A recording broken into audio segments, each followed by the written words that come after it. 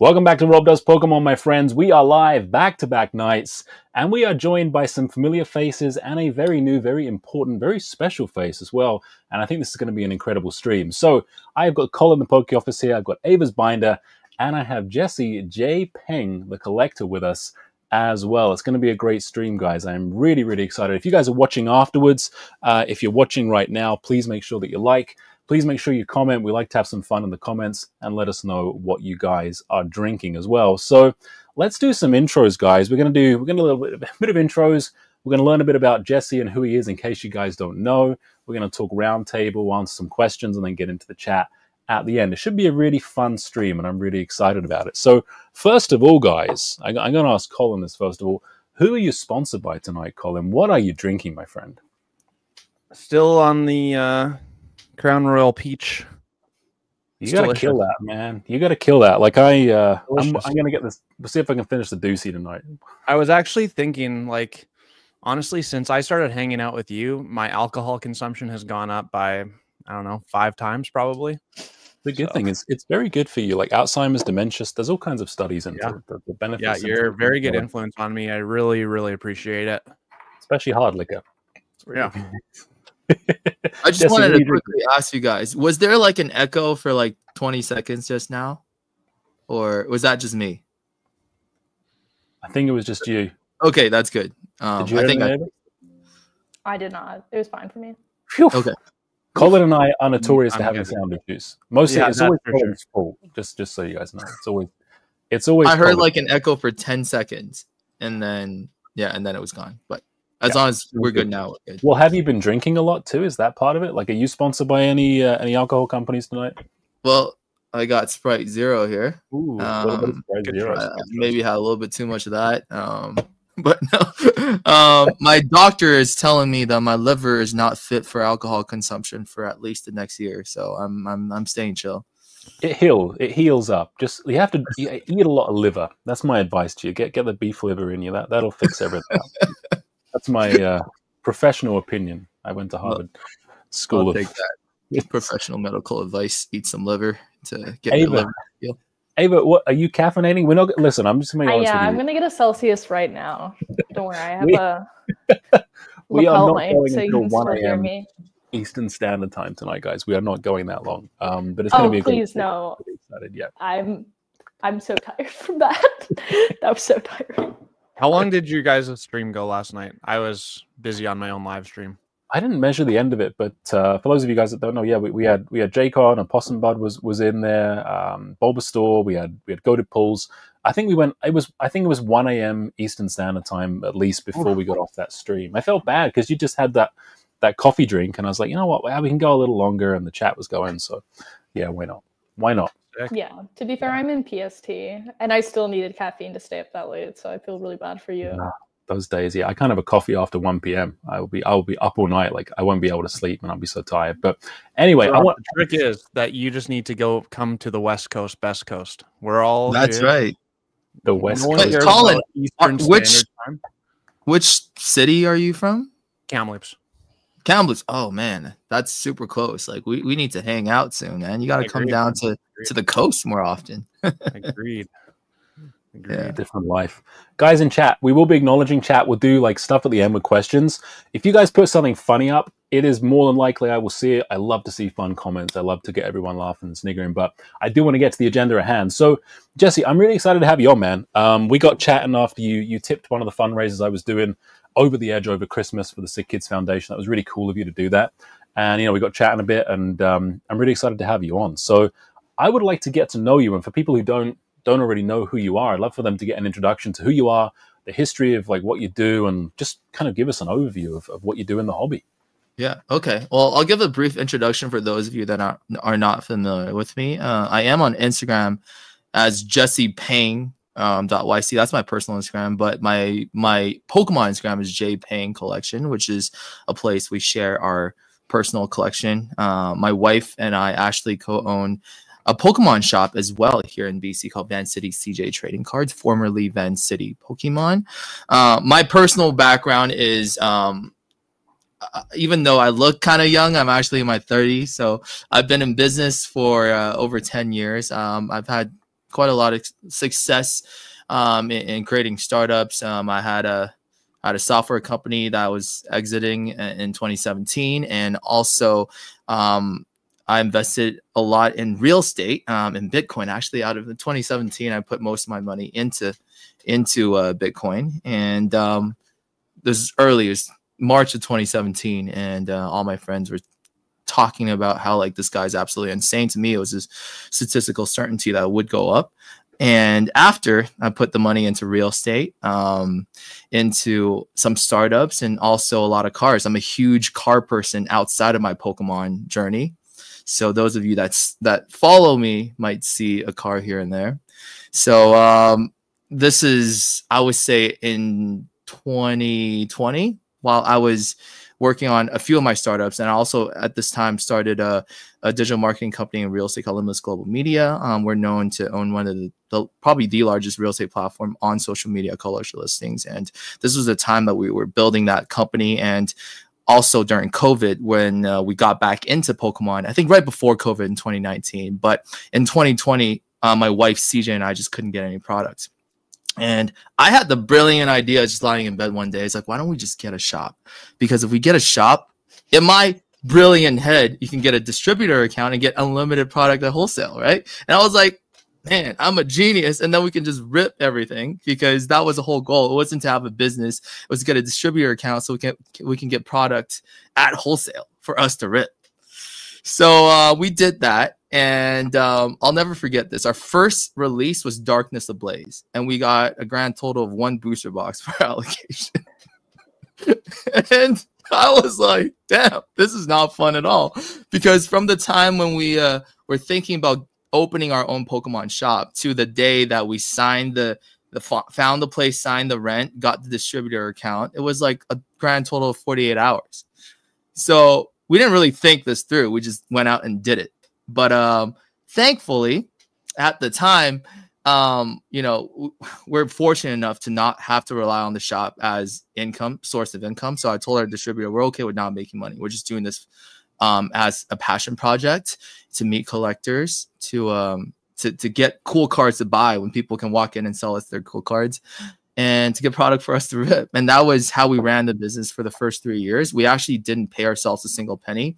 My wife drives from West Vancouver, where we live, down to Richmond every day and back. And we donated most of our profits to like the local BC Children's hospitals or to various charities. And for the first 3 years, it was strictly a passion project and a way for us to connect with other collectors. But in 2024, my wife was kind of having a burnout phase, and she's like, I don't really feel like driving down today, for the first time in 3 years.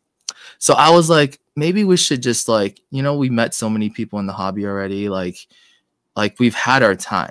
Maybe it's time like to close the shop and put your time into something else. And then we talked to our friends, and everybody was like, you absolutely cannot close the shop because it's where we hang out. So that's when I decided to step in, because for the first 3 years, I barely did anything at the shop. It was her place, and it was kind of like my escape from reality. Every weekend, I would just go to the shop and just open some packs with my friends. But I was like, in order for us to sustain this, we have to start making money and turn this into an actual business. And we started making content. I utilized some of the skills that, you know, my employees, my partners taught me in my digital marketing company. And we made content. The first Hey CJ video got over 500,000 views on her channel. And we started rebranding, because we're known as high-end collectors, like for 5-6 years. So there's a lot of people that knew we had a huge collection, but didn't even know we had a shop. So we started making content at her shop, like educational content that brings value. And her videos just kind of took off. We did over, like, I think 250K was what we did in 2023. And then I'll never forget this. In July, we did like 100K in a month. And then August was like over 300. And CTV came and did a news feature on the shop. And that's when it really like went mainstream. Everyone knew about it and started coming to the shop. And we ended the year doing over $500,000 in sales in December. And again, this is great. But at the end of the day, to us, it's still not really a business. It's really still a passion project, because we're going to donate a lot of the proceeds. And We're going to talk about what I want to do in the hobby later. The shop itself, everything, all the sales is kind of just a bonus. We have a lot of employees now, and we have a lot of bills to pay, but it's more or so like a brand that we're building with the shop. And everything else I want to do is really invest in companies that disrupt the collectible space, which I'm so passionate about. And that is my background. I am a computer engineer. I build startups. I invest in tech companies. And we're going to talk about Tag as one of the companies I identify as the disruptor.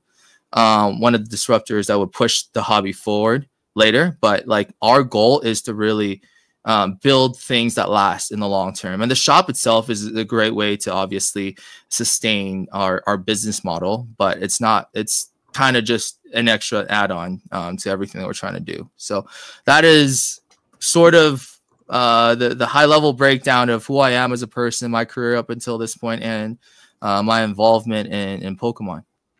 I like it. I believe Pokieni would refer to that as the credibility check. So that's, now, if you want me to give the credibility check, it'll sound a lot more intense than that. And I don't know if people would say that this guy's a cocky MF.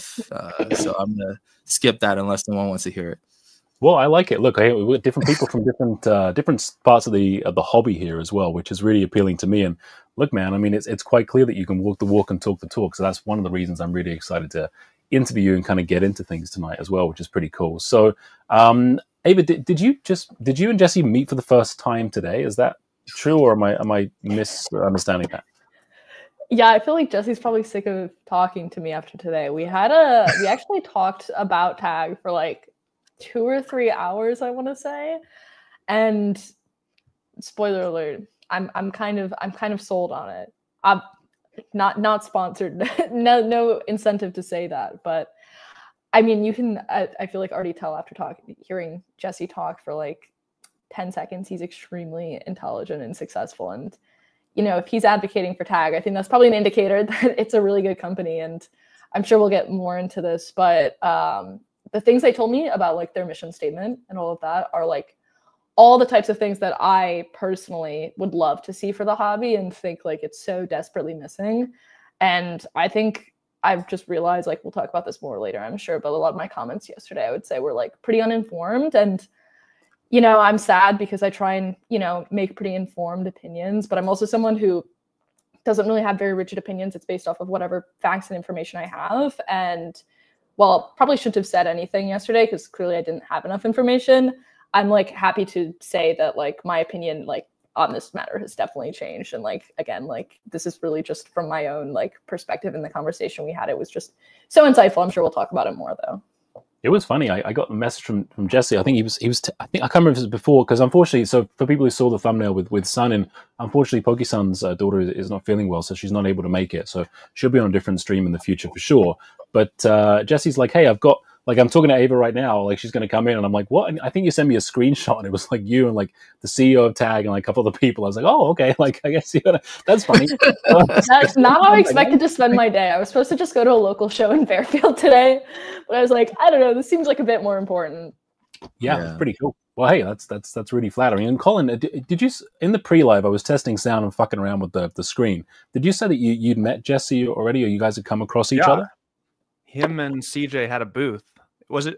I think you had some friends there too, right? Yeah. So we helped put together the Van City Car Show because the owners of that show is mostly sports people. So they asked us to come on board and try to promote it to the Pokemon audience. And that's what we did. So that's one of the biggest shows in Western Canada, I believe, that we've ever had.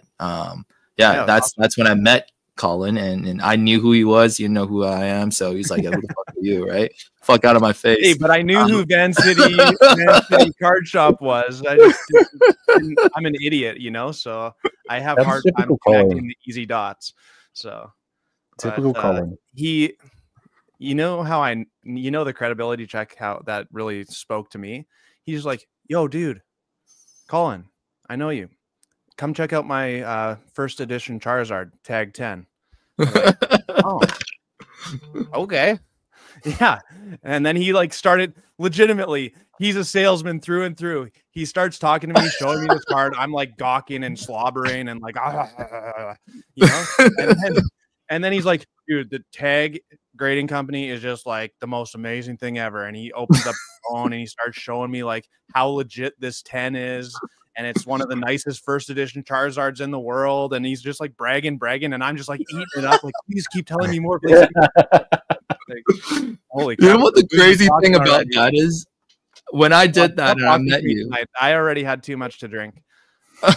Yeah, well, when I did that, like people would say, "Oh, this guy's shilling Tag sponsoring him, or he's investor." At the time, I wasn't even an investor.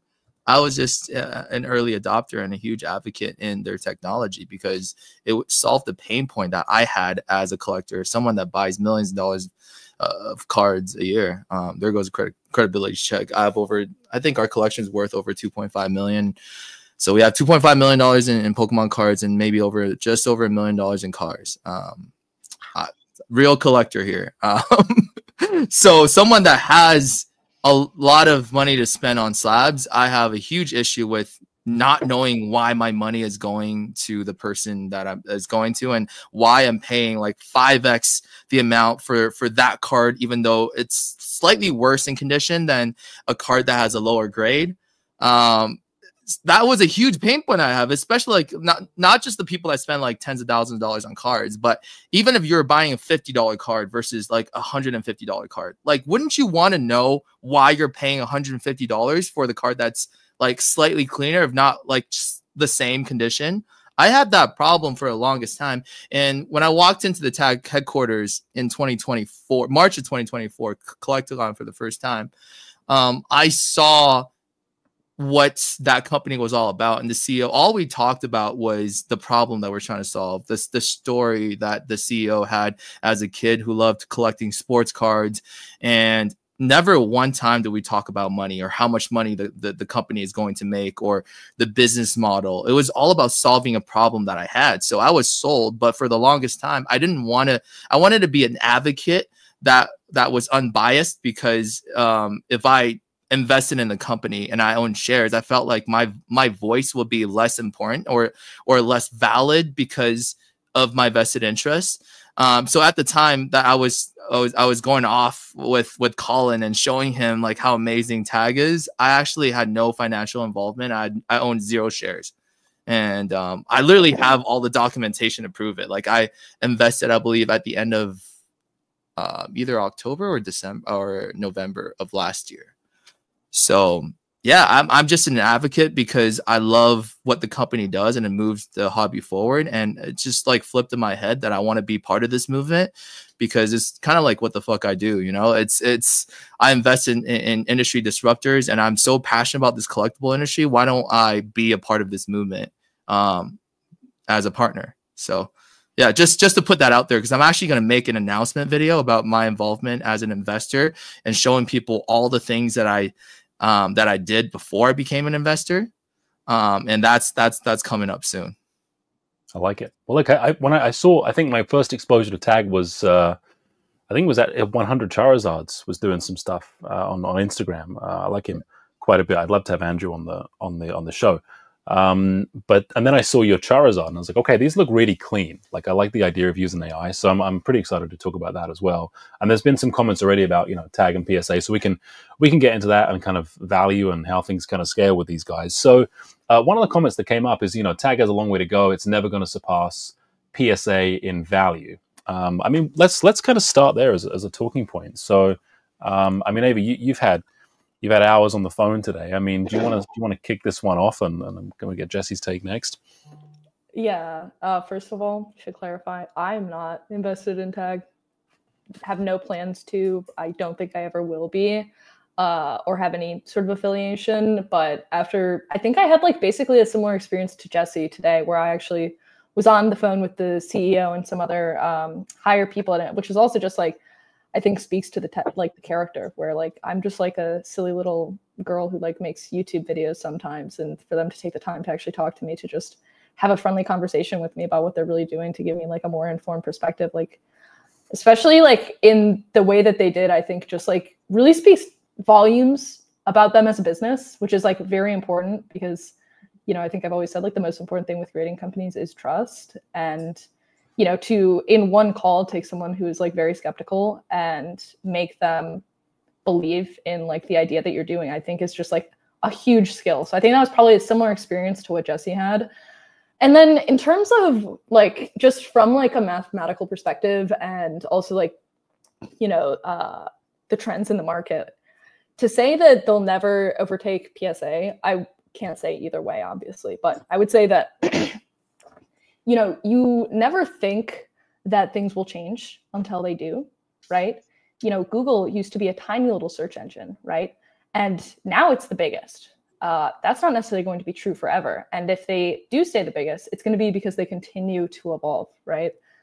I think that what they're doing at Tag is kind of that next evolution. And whether or not they're going to be able to pass other grading companies, I think depends not only on what they do, if they stay the course, and also if other grading companies evolve.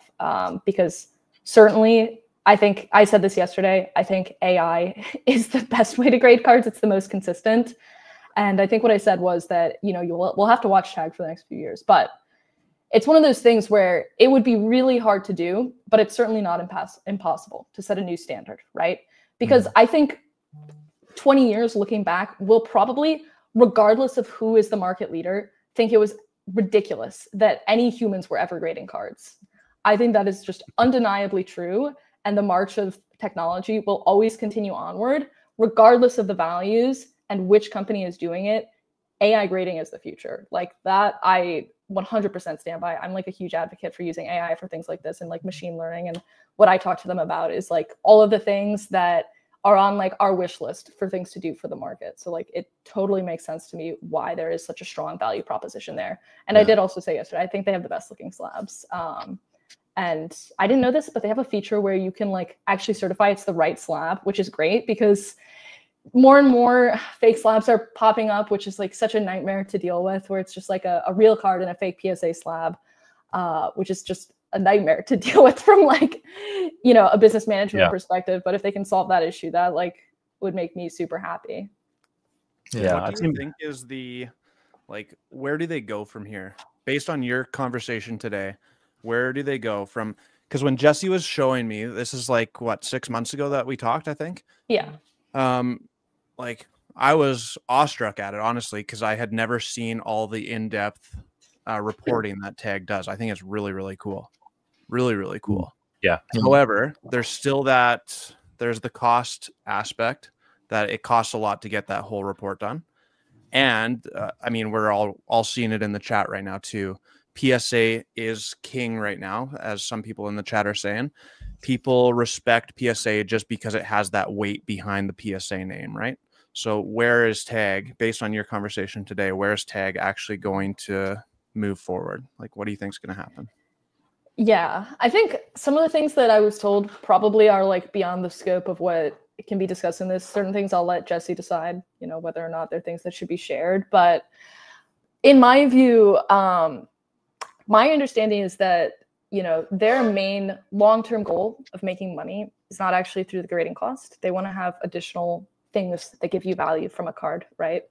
And so I love that idea because fundamentally grading companies right now are hardware companies. And I think they want to turn it into a software business, which I think is genius and just a far better business model, especially as a younger company.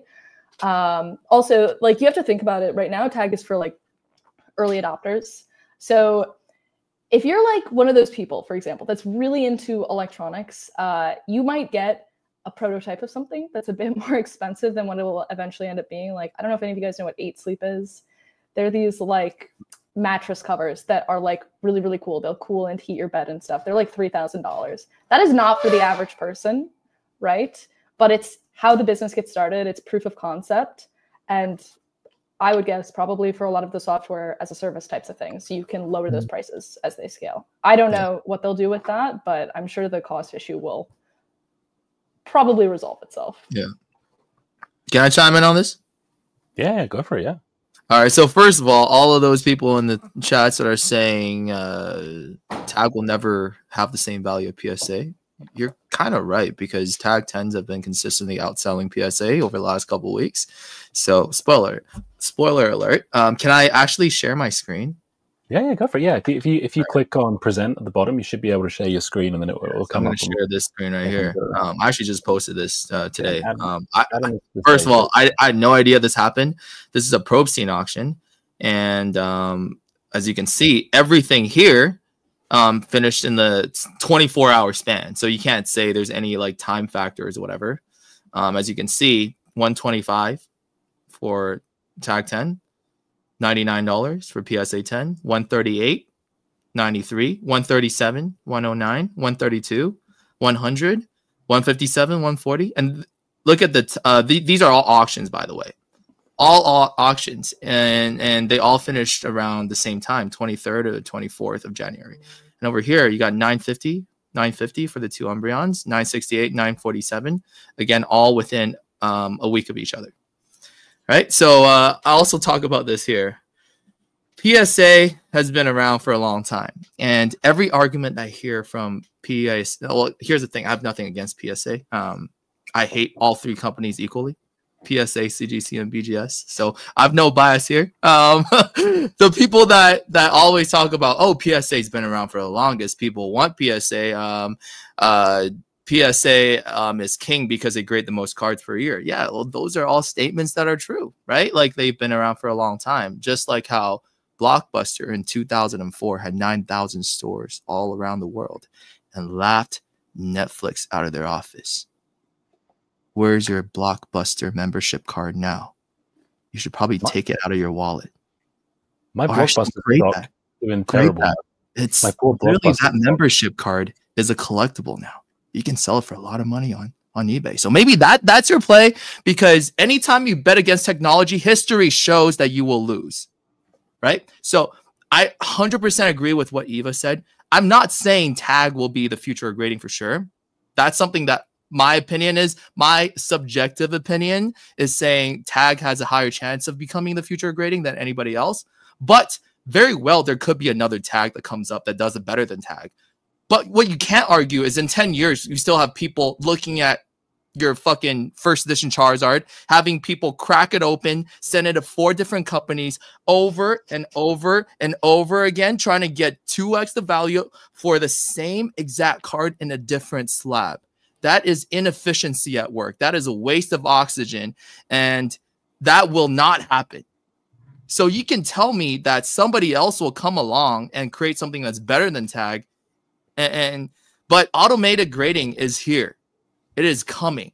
Just like EVs, electric vehicles. I'm a huge car guy, and I don't like EVs. I am one of those people that like bring back manuals, bring back naturally aspirated engines. But too bad. That's in the past. Tesla is here.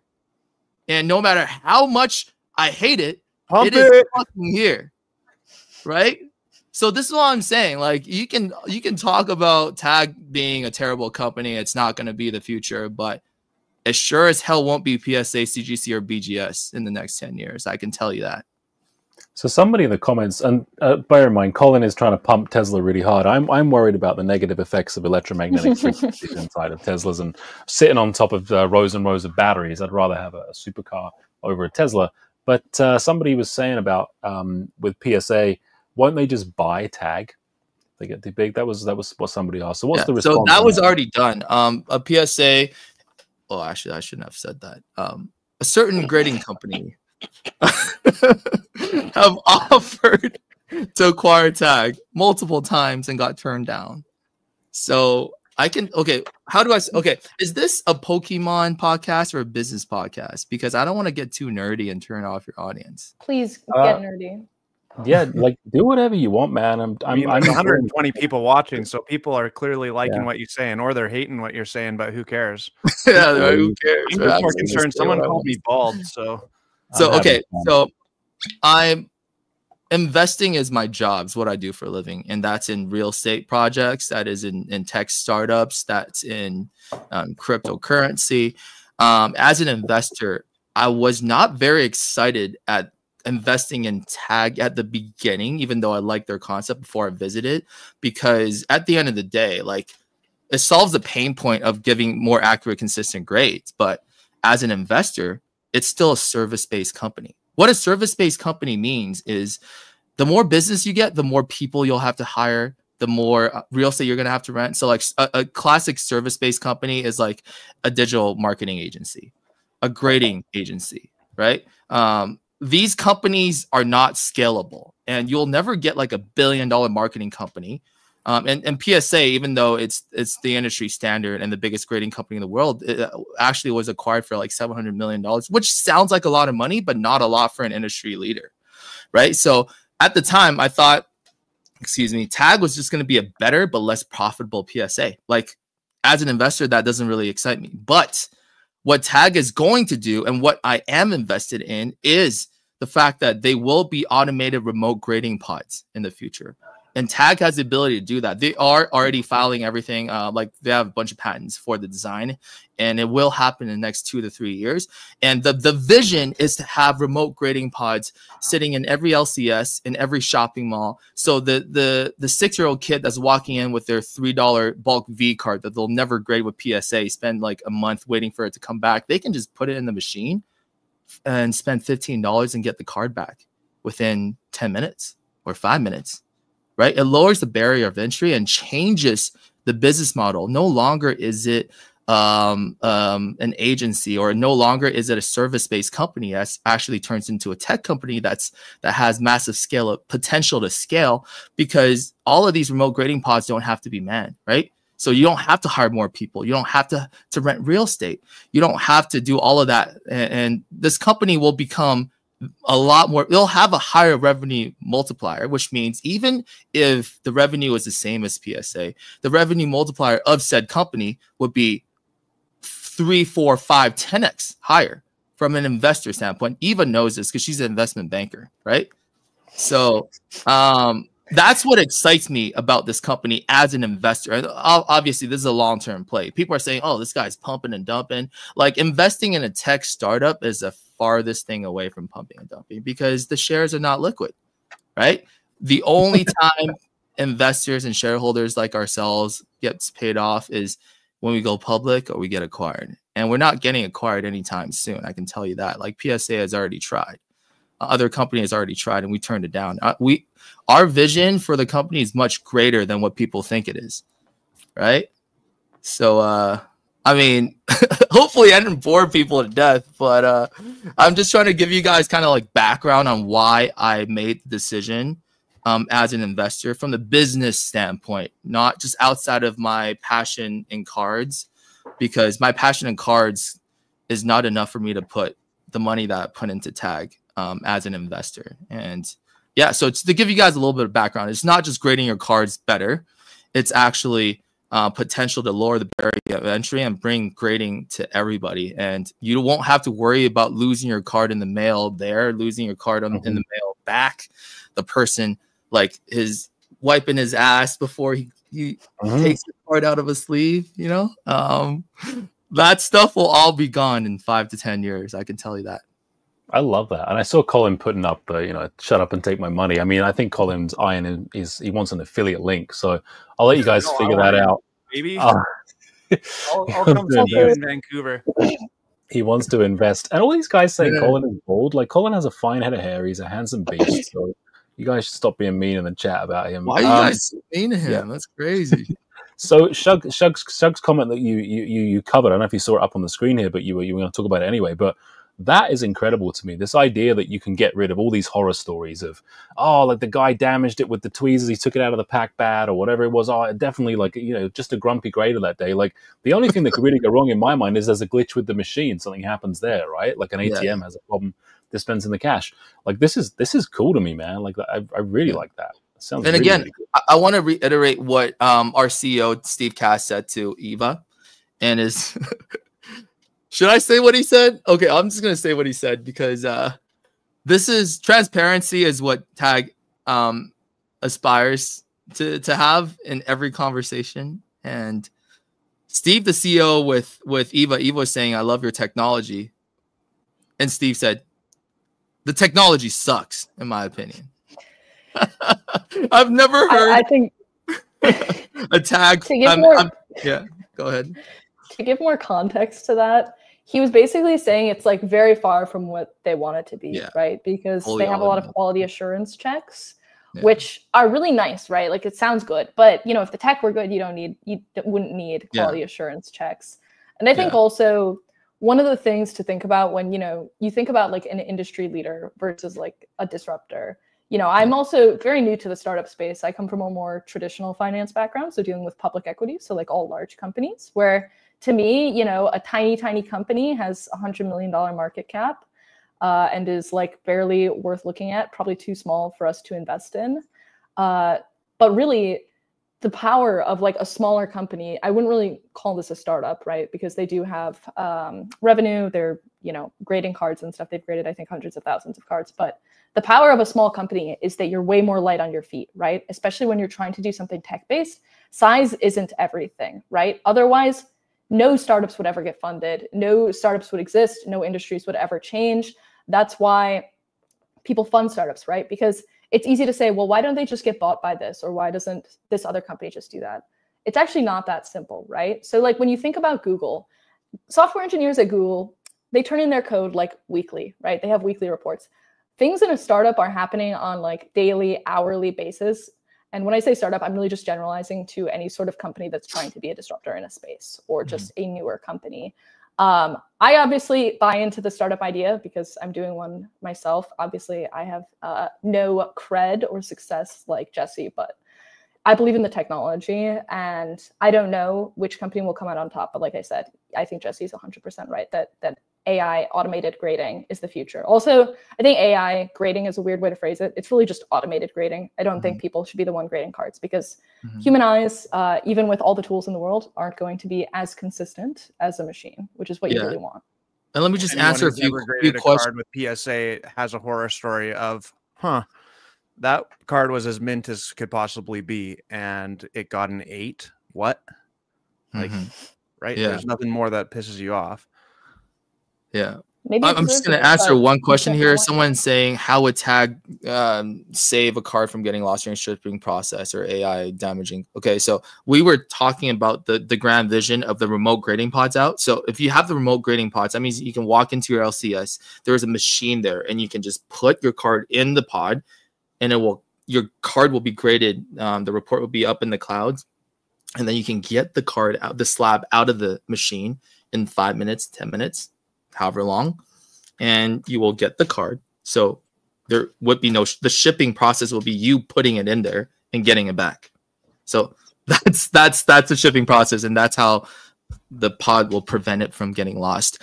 And also just to like explain what the CEO Steve said about the machine, the technology being like his word sucks, is it's obviously way better than any human will ever be able to grade, and accuracy being 99.5% is a lot higher than PSA, CGC, and BGS, right? But it's not fully there yet, and it still does make mistakes, and that's part of machine learning. That's part of building the technology. Is it's not fully there yet. It's a lot more accurate than any human grading company ever will, but you still find on very specific cases that the machine does miss certain things, or sometimes it sees something that's not there. So again, we're fully transparent about this. This technology is not perfect right now. It is better, more consistent, more transparent than any other option out there, but we are nowhere close to where we want to be. And once we get the machine technology to where we want to be, the remote grading pods will be out. The only thing we're waiting for the remote grading pods, because the hardware side is actually not that hard to accomplish, is really the software and getting this consistency up to like 99.98% or something, where we don't need any human quality assurance. And having this fully automated. So once that becomes a reality in the next 2-3 years, it will be a game changer. It's already a game changer now, but we are so far away from where we want to be that the CEO is explaining to Eva that we're like, she thinks it sucks right now. It needs to be better. Can I nerd out? Yeah. Oh, sorry. Can we like nerd out on image scanning technology for a second? Because we're doing some similar stuff with image scanning. Obviously, we've got like a slab scanner and stuff. It's different because we're working with user taken photos, which are usually horrible conditions. So the things that you can do are way less cool than what you can do with actual controlled images. But so OCR is optical character recognition, which is the software that people typically use for this. This is a software that has like a process that has continued to dramatically improve year over year to the point where all practical problems with it have basically been solved. And now it's just the cutting edge of going further and further in what you can do. The fact that you can identify a unique card like a fingerprint is just so cool to me. And, you know, people are able to test this. And it really is just the future. And it's a technology that just has limitations right now, but it will just continue to get better and better. The things that you'll be able to do with it in the future, I think, are far beyond what we can even like imagine now. It's just so exciting thinking about how cool all of this can be and like the direction it can go. And it's like exciting to see people like taking advantage of that. And also, like, a lot of people in the chat is saying, oh, why doesn't, well, PSA is just going to do AI grading and that's going to be the end tag. Well, I don't think people, most people understand how companies work.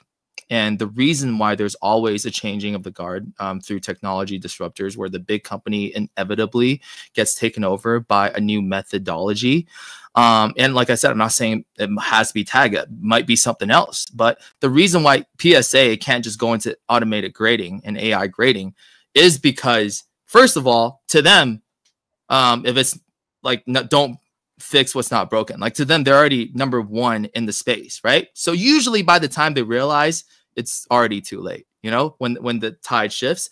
And the other thing is, running a company is very hard because you can't pivot, like Eva said, as a PSA, the same way that Tag can. Think about it. They have 1,000 employees sitting there grading cards. One day, the CEO can't just go out there and say, hey, you're all fired. We got AI grading now. See ya. What is the union going to say? What is HR? You can't just go out there and fire everybody, especially when you're actually number one right now. And that's why companies like Blockbuster go out of business, even though they are dominating the industry for many, many years. It's not as simple as you think. And Tag has patents with everything that they do. Unless they want to license it to you or sell it to you, you can't just go out there and copy and do what they do. It's not as easy as you think. They've spent 10 years developing this technology. And again, like some of these people are saying a lot of coping with these talking heads. I don't think people understand. My tax shares account for maybe 0.5% of my net worth. I couldn't give a fuck. I believe in this company because I believe this is a company that can solve the pain point for me as a collector. I don't need to cope for shit. So I'm looking at all of you, right? Like you guys can say all you want, but you know, I'm living a pretty good life. I'm not coping. I'm just telling, like, you can either jump on board, you can get left behind. It is what it is. I don't own any tag cards or have any like incentive to say this. I just think the technology is really cool. And I think that it is one of those things where basically whether it works or not is going to be dependent on the people doing it. And I don't know, after the call today, like I've got like pretty high degree of conviction. Like I think I've got like a pretty okay BS detector. You know, after having like had experience, you know, working at like a investment bank, which is really cringe to say on a you know, YouTube live stream, but like you can tell when people are passionate about something. The CEO Steve was like talking about, you know, how he was collecting as a kid and like he was talking about like buying packs for like 1 cent back in the day. Like these things weren't valuable back then, right? Like we have to think like all of us now have so much more incentive with our collections, right? We can justify spending money on it because it might hold its value or appreciate. That wasn't really a thing back then. And so to think about that is just like an entirely different perspective. Also just, I think it seems like they bring some pretty decent values to it. But like I said, like, I don't know if Tag will be the one to succeed, but as I said yesterday, I do think that, you know, AI grading is the way to go. And if they're able to make it work, I think that, you know, they definitely can. And I think I'm more open-minded to the idea of like a younger company being able to replace a much more established one, right? Because when you're, you know, young in your infancy, it's like do or die. You're way hungrier. You have to make it work and you really want to make it work. And your investors are people that you personally know, or just for yourself, your friends, your family. It's a different game, right? Than if you're just trying to make the company or more money or preserve market share than if you're trying to actually disrupt a space. So I think it's something that I have a bit of a soft spot for or sympathy for. I think I might also just be startup pilled though, or, you know, new company pilled. I think everybody wants to see Rocky Balboa beat Apollo Creed, right? Is that not the case? Like, They want to see him do it.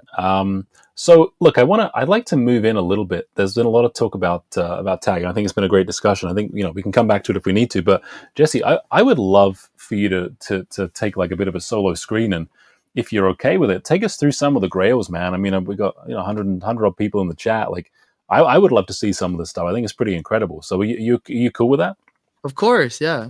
Yeah, I'm gonna give you solo screen for a second. Yeah, show us some grails, man. We'll still have audio for everybody else. All right, so obviously I kind of showcased this one already. This is our Tag 10 first edition Charizard, and this is actually the second Gen Mint copy that I created. The first one was acquired from us from a collector in the UK. As you can see, this is, well, to me, I've owned 2 PSA 10s, and this is way cleaner than all the PSA 10s that I've ever seen because it's got crisp corners. They actually look like corners from a Moonbreon, like a modern card from Evolving Skies or something, which is why I decided to grade it with tag, and it did get the Gen Mint 109066. So we have that one. Some of the other ones that move on. Yeah. Is there any chance that like maybe after this, can you show me what you showed? Show everyone what you showed me at Van City Card Show. Like the dig report? Yeah. We can do that. I think that's going to change people's minds because like that legitimately. Okay, why don't we do that first for this card? I'll quickly go. I'll spend like 1 minute going over the dig report. So I'm just gonna pull it up first. And 1 second. It literally blew my mind. The amount of detail, seeing scratches that you can't barely even see with your naked eye, and like just seeing the fact that this card actually is so clean. Yeah. So clean. Yeah. And he showed me a report of like one that's a little bit less, but was still a Gen Mint 10. But it gives you, what is it, a score out of 1,000, if I remember correctly? Yes, that's correct. So let me it's ridiculously cool. Pull up the dig report first because I was actually kind of shocked that a lot of people haven't seen this before. Here it is. Yeah, so this is the first edition Charizard. As you can see, every report, when you scan the QR code, are you guys able to see my screen? Yeah. Yep. Can you see okay? Yeah. So when you scan the QR code, this takes you to this report, and here's the surface defect transparency slider. So you can move this to kind of see like the structure and the depth of whether or not there's like scratches here or missing paint or whitening, things like that. And if you go down, it'll tell you the population. There's 3 Gen Mint graded, 9 total graded, the rank. And here is like, you talk about subgrades from companies like BGS and some other companies. You can actually see a detailed breakdown of the points, 1,000 point scale for the card from front, back, centering, corner, surface, edges. And there's a surface defect map. This is one of my favorite things. Okay, so you can see front and back. Many of these things you can't really see with your naked eye. Like for the print lines in the back, for example, they don't really affect the grade and you can't really see it, but they identify it and you can see it in the report. So for example, if I press this, it'll actually go here. Are you guys able to see this? Yeah, 100%. Yeah, this is awesome. Yeah, and you can see where that surface print line is. I don't think it's showing when you click that 4. It's right here. I don't think it brought up the pop-up or whatever it is. It's right here. Like right. Over here, there's like some missing ink, and you won't be able to see this in with your naked eye, or if you were a grader, but you can see it once you click it. Like there's a tiny scratch here, and boom, it'll tell you. There's a scratch right here that you can't see. So the thing with tag is you know exactly why you got the grade it got, right? Like it's not too much more difficult than a PSA 10 or BGS 10, but it's consistent and you know exactly why you got a Gen Mint 10 or you got a Mint 9 or whatever. Same thing, you can do this here. And one of my favorite things about this is with the PSA scans, you can't really see if a corner white speck is like whitening or is it like reflection from the light, right? Because sometimes they take reflection, they take a nice scan, but the reflection is showing as whitening. But you can see the level of detail here with the angle and you can magnify, you can see there is absolutely no whitening in any of these corners. And you can see how it's angled. If you've ever pulled cards from a base set pack, you know how hard it is to find a card from base set, let alone first edition base, to be this crisp in the corners, right? You can see this from here. And same thing with the edges. It'll tell you all the scores too, with the edges in the front, corners in the front. As you can see, absolutely no whitening whatsoever, because you'll be able to see it here if there is any whitening. Top, bottom, left, right. And then at the bottom, you have the high-res images of the two cards. And there's a lot of people that said, hey, this card is not perfect centering. And how did it get a 10? So those of you that are very familiar with PSA grading standards, their front centering standard is actually 60-40. So anything that's 55 and 45 and inclusive of 55 and 45 is a gem and 10 in tag. So even though this doesn't have perfect centering, but as you can see, left, right, is actually 53-46. Top bottom is 52-47. So it is well within the standards of a gem and 10 from any grading company. So those of you that are saying that, hey, it looks off-centered, like it wouldn't get a 10 from other companies, which I hear all the time, these are exact measurements to, I think, a thousandth of a pixel here. So you can argue all you want, but we have the data that's presented right in front of you, right? So yeah, that's what sold me on tag. Again, like I'm sorry that might have seemed a little bit emotional or that no, man. At the time. I asked you for that because legitimately you can talk all you want about the business and about AI coming into play and about how it's a market disruptor, which I agree with all that stuff too. I like startup companies. I like that Tesla is taking over the world for sure. Yeah. Pump it, baby. And that being said, but seriously, that report is like the most mind-blowing piece to me. Yeah, because you see, let's just take a Moonbryon, for example. You see a really clean Moonbryon and it gets a PSA 9, and you see another really clean Moonbryon that's maybe not even as clean, and that's a 10. And the first Moonbryon I ever owned was a PSA 10, and it was so off center on the back, it made me sick. Yeah, legitimately, I hated it. I was like, get this out of here. I don't want that anymore. I need a better one. If that's PSA centering standards is the worst. They actually don't care about centering. Have you ever seen a card that's 60-40? You know how off it is. It's really off. It looks like 70-30 to your eyes. And the back centering standards of PSA is 75-25, which means there is no standards. The back could be anything, right? So anyways, I just want to clarify like my comment about tag like being a small percentage of my net worth. I'm not trying to flex how wealthy I am. Like I'm usually not like this, you know, like I've talked to Rob and he wanted me to be a bit spicy. And so that's what I did. What I'm trying to say is I'm not trying to pump this for my own wallet, right? Like it doesn't affect me.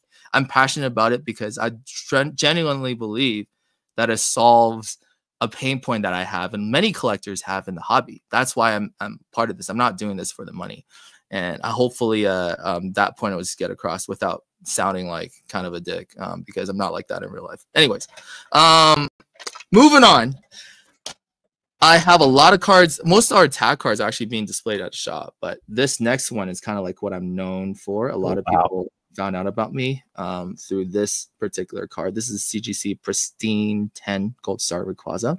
And this is the only pristine copy of this card in the world from any grading company. So I did grade a Gem Mint 10 tag Gold Star Rayquaza. And for those of you that do know me, I've owned, I think, 15 or 20% of the PSA 10 pop of this card in my lifetime. I've had 6 of them so far. 6 out of the 48 PSA 10 Gold Star Rayquazas were in my possession at one point. So I really like this card, and this is by far the cleanest out of all of them. And I've been offered like crazy numbers for this card, over 200,000 USD multiple times. But I don't believe I'll ever be able to find any of these cards like this ever again, because those of you that do know, EX Deoxys has a problem with silvering. So every PSA 10 that I've had silvering all over the edges.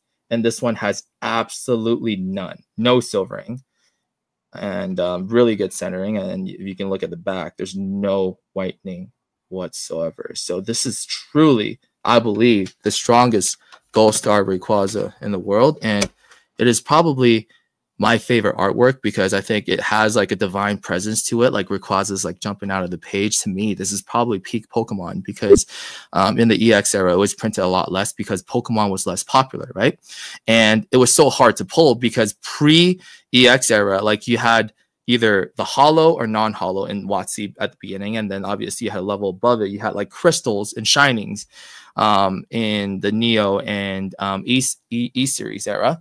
And then with the gold stars, you have hollows, you have EXs, and then you have gold stars. Pulling a gold star in that era is like pulling an alt art nowadays, but they printed like so much less than we print nowadays. So very, very hard to come across. So those of you that say like, oh, PSA 10 is better, I'm telling you, I've owned 20% of the PSA 10 pop, and I've seen probably half of all of the Gold Star Quaza PSA 10s and many 9s and 8s. This one is better than all of them, and one of my favorite cards as well. I actually got this at the beginning of last year during like literally around Chinese New Year, the Year of the Dragon.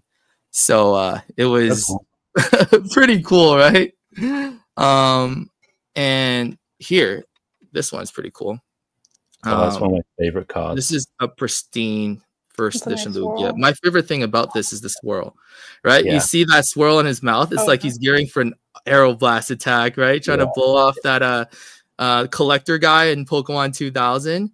One of my favorite Pokemon and Pokemon cards of all time, the first edition Lugia in pristine 10. So like to me, when I was able to get all three of these cards together, it's to me the big three of English Pokemon TCG, and I have them in the highest possible grade. There is Becca 10s for this, so I think you would argue Becca 10 is probably higher than that, but this is the cleanest one I was able to find.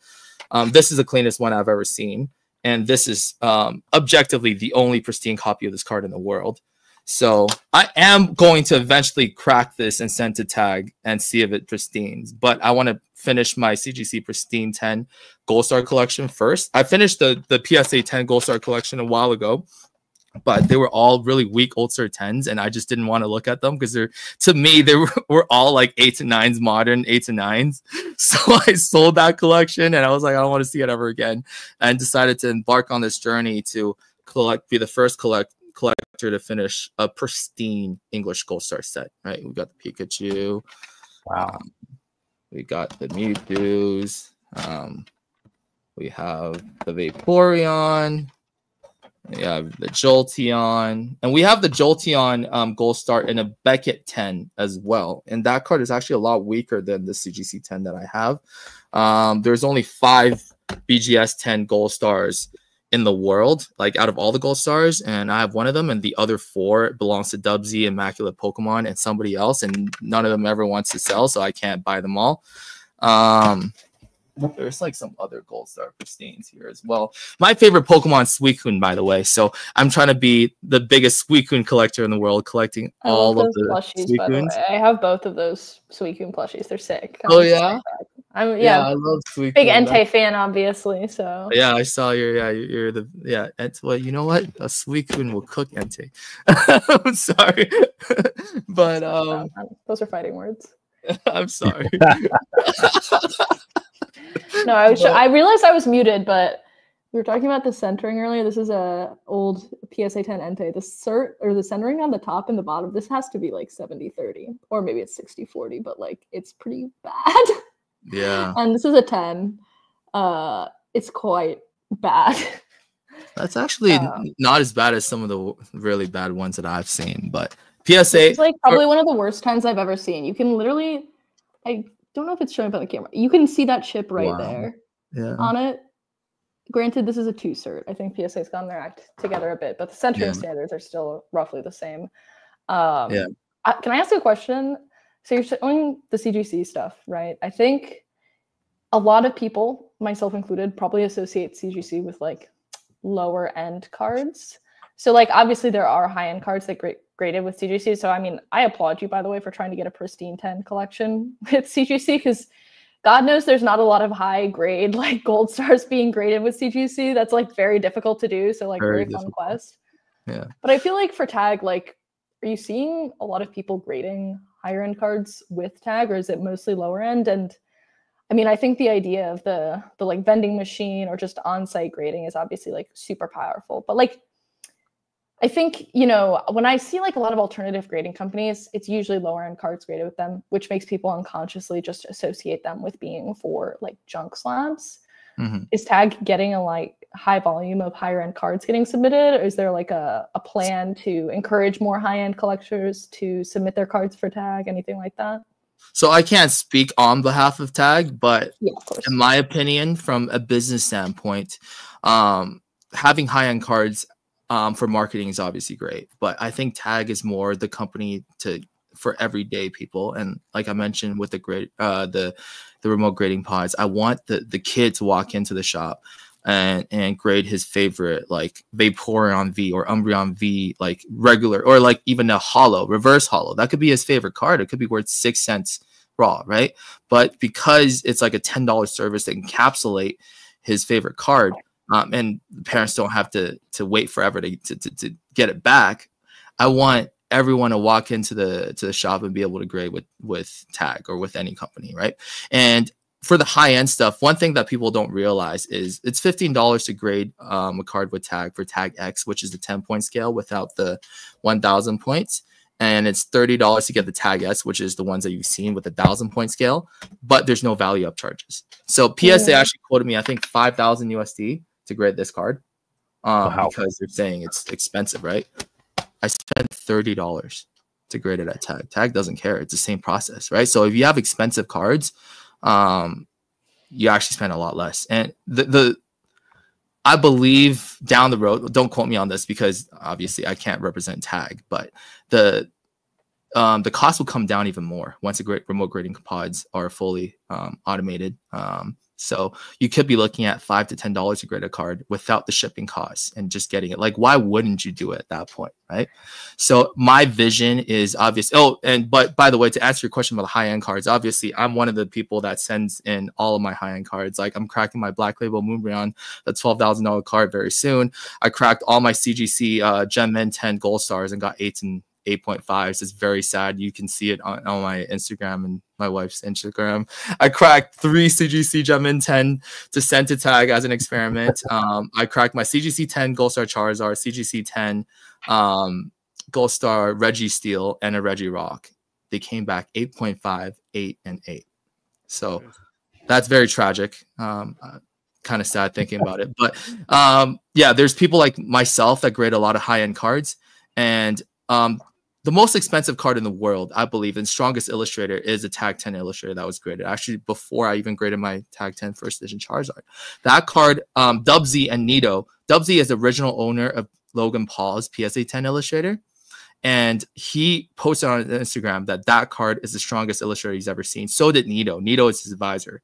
He's handled over like a dozen illustrators. And he said none of the illustrators that he's handled comes close to the Tag 10, Tag 955 illustrator. So there are a lot of high-end cards that are being graded. But to me, I care more about like the regular people, the regular cards, the cards that are like between, $10 to $500 for anybody, because I want to bring grading accessible to everybody. I think that is the main goal, because right now it's still not as accessible as people think.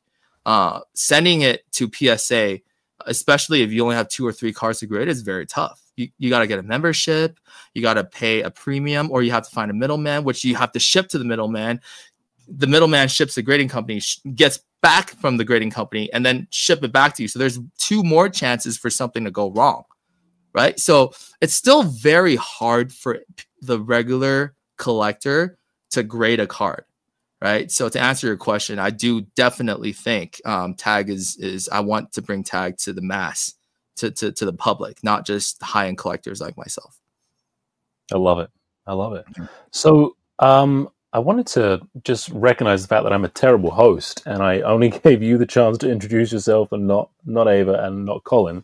So I think we're at peak. That's probably as high as we'll go on views. But Ava, would you want to introduce yourself and talk a little bit about what you're doing with Missprint.com as well? I'm gonna post a link in the chat here as well. I really appreciate you coming to the stream today as well on short notice.